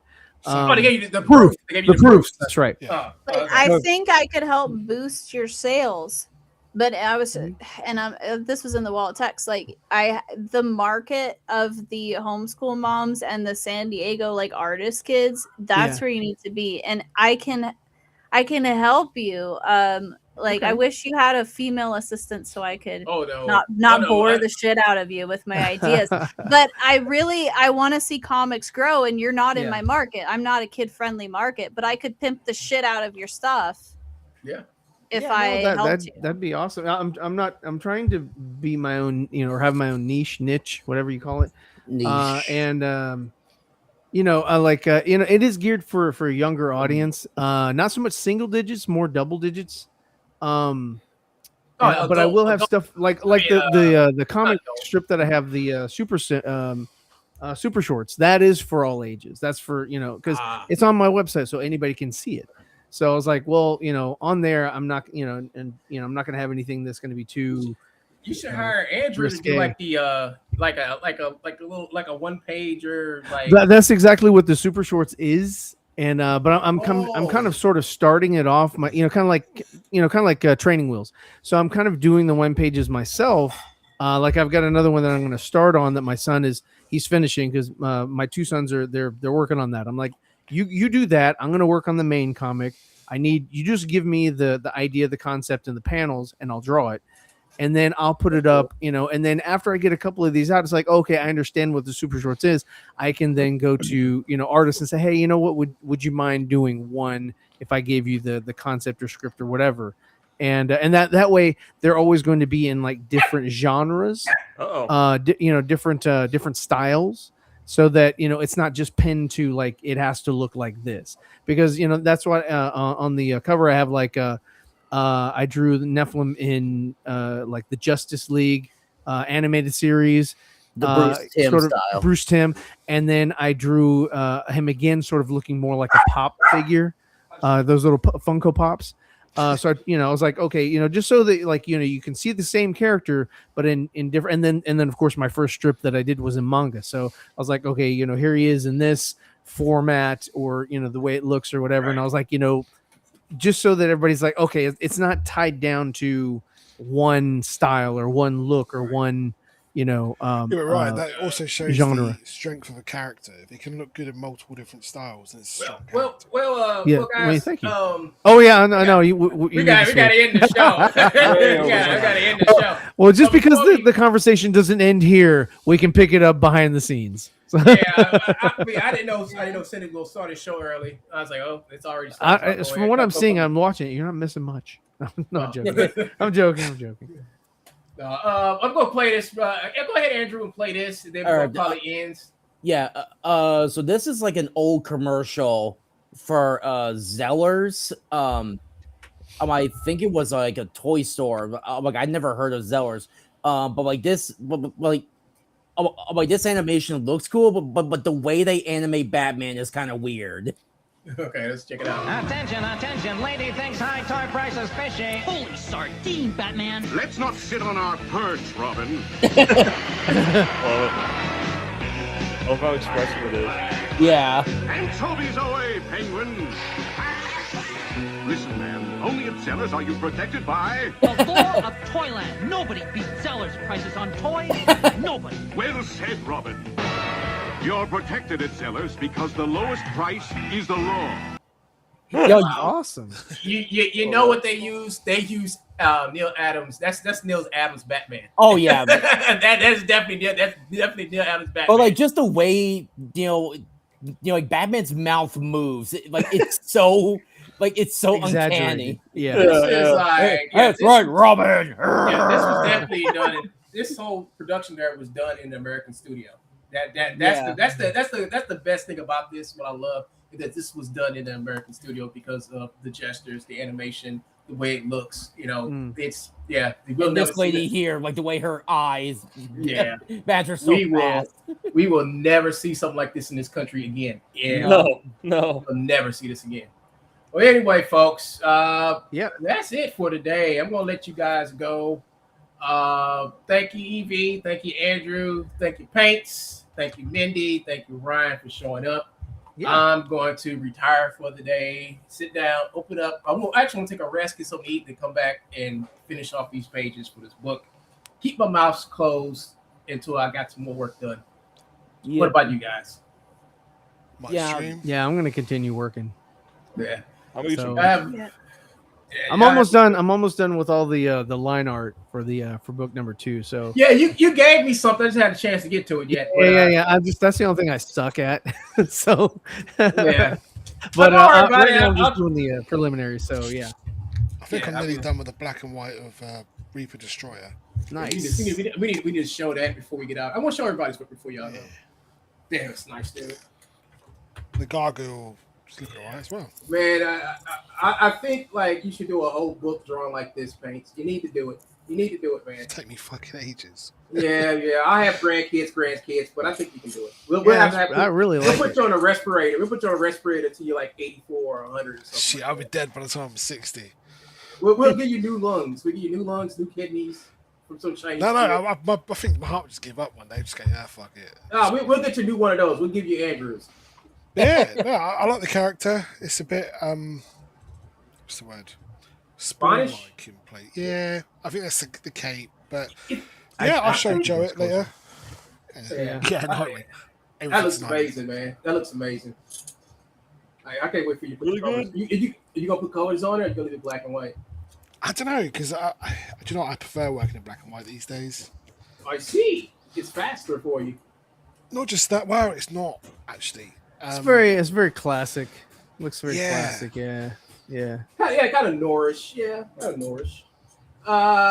Welcome to New Carolina. Yep.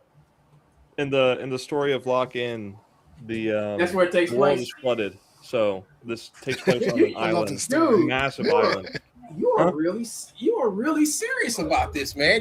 Man. This just started off as like, hey, make a new character and look at this motherfucker. People are liking it. People are liking the idea, so I'm acting on it. I'm trying to make up some mock stuff. I'm gonna get in contact with Vaughn to see if I can get him to make me a little concept trailer and. There you go. Do some stuff off of that. I might crowdfund it. I might just do it. I don't know. We'll find out. But I did that, and then I did You said this earlier. Yeah, I dig it. Thanks for all the critiques on that. That turned out Nice. I think the white inside looks better. Told you, for the sure. white core. Yep. And then this one, nice. The wind's kind of blowing the waves and stuff like that. That And looks then like this a one, whole which bunch of Nike symbols. Let's go. It does kind of look like Don't get sued. Let's do it. And then this Let's one, do it, yeah. would be a little more dramatic lighting. I like the expression on that one. Yeah, it looks real good, dude. Man, I mean, you got a whole new IP thanks to me. There you go. Yeah, that's awesome. Thanks for let's see. I guess Ryan would be next here. Oh yeah, nothing crazy. Just a face. I saw you practicing Jim Lee heads the other day. I think that was I pretty cool. yeah. I love it. I'm gonna do the same with David Finch. Another one I like. Oh, here we go. Look at that. Oh, Look, ooh. check it out. My proof Nice. is here. Tie. Oh, that's nice. It's supposed to be glue bound, but it came staple. So, but It looks so much better black and white. it does. I love it. I love it. And all the blood. There's a rule in this book, so the blood is always red, and then you get into. I fucking love it. I love this book. Nice. It's very gothic. Just like it just got like good in- reviews. Just like There you in go. I love the red on the I black and white. know. Yeah, I just- know. And the girls. It's a good shade of red as well. It's not just like the generic shade. No. Well, and there's different uses of it too. Yeah. So like I use it in demonic ways. I'll say it that. And So the use of red is like when you see it, you're supposed to associate it with death, sparking up the I Shit's guess about the to get mood. serious one. Yeah. That's why. look at that one. See the and there's an effect overlay on the demon there. It looks really cool in Wait a paper minute. because it's like it almost looks like he's moving. And there's a Yeah. slight bit of red in that. The next issue I want to do. Why was Aaron um, Yeager in the background? It looks like a lenticular cover, the ones that move, and so that's what I want to do for issue 2 is take like the Oh, scenes. that does look like the dude from Attack on Titan. Yeah, I saw it. Yay, I'm very happy. with it. Not exactly, but definitely some resemblance. They just yeah. remember It looks I was awesome. like Jaeger. I thought Jaeger. I was like, oh, okay, I see Jaeger. Then we got Panzer Girls coming out. Panzer Girl's coming out. Yep. Yeah. Anyways, I'm very happy with this. This is my first book that I've written all myself, and I'm a writer now. Woo! That's right. I'm a writer too. Apex, the last person who's actually watching the stream says Gargoyle looks nice. Gargoyle. Thank you, Apex. Devilish coming out. Oh yeah, soon. Devilish is live now on Indie Crowdfund. Oh, it's live now. And Okay. holy shit, guys, I can confirm that we are on a sort of Kickstarter shadow ban. Yeah. Larry. Larry I- Strike. I wonder who.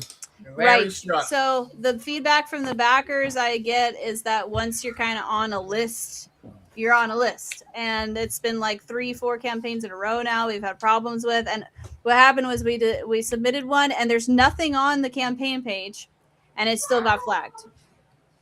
There's nothing on it. Larry. It's Larry. So yeah, we're definitely facing that issue. So Indie Crowdfund saves the day. So Devilish is going to be Indie Crowdfund exclusive, and we're slowly moving into that. So yay, that's what it Great. takes to be independent. Sometimes you gotta just bite the bullet. Yeah. Because Hey, people are that's good. assholes. At least you got a backup Yeah. plan, unlike a lot of people. Yeah.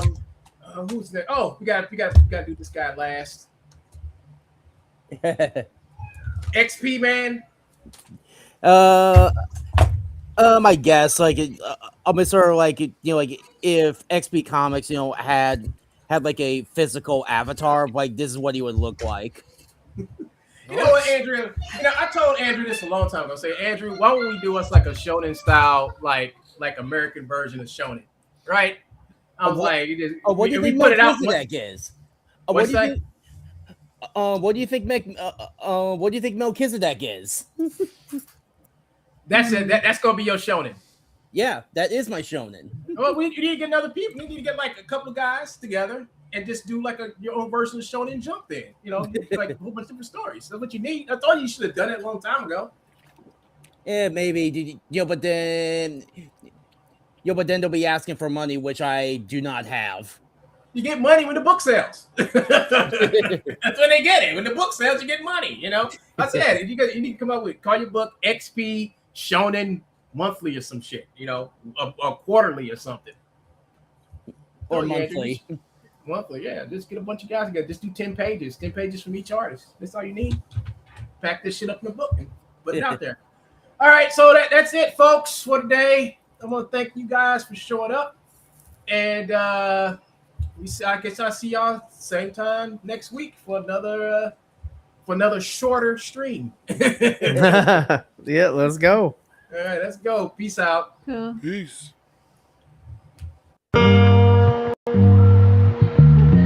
Yeah. Hey.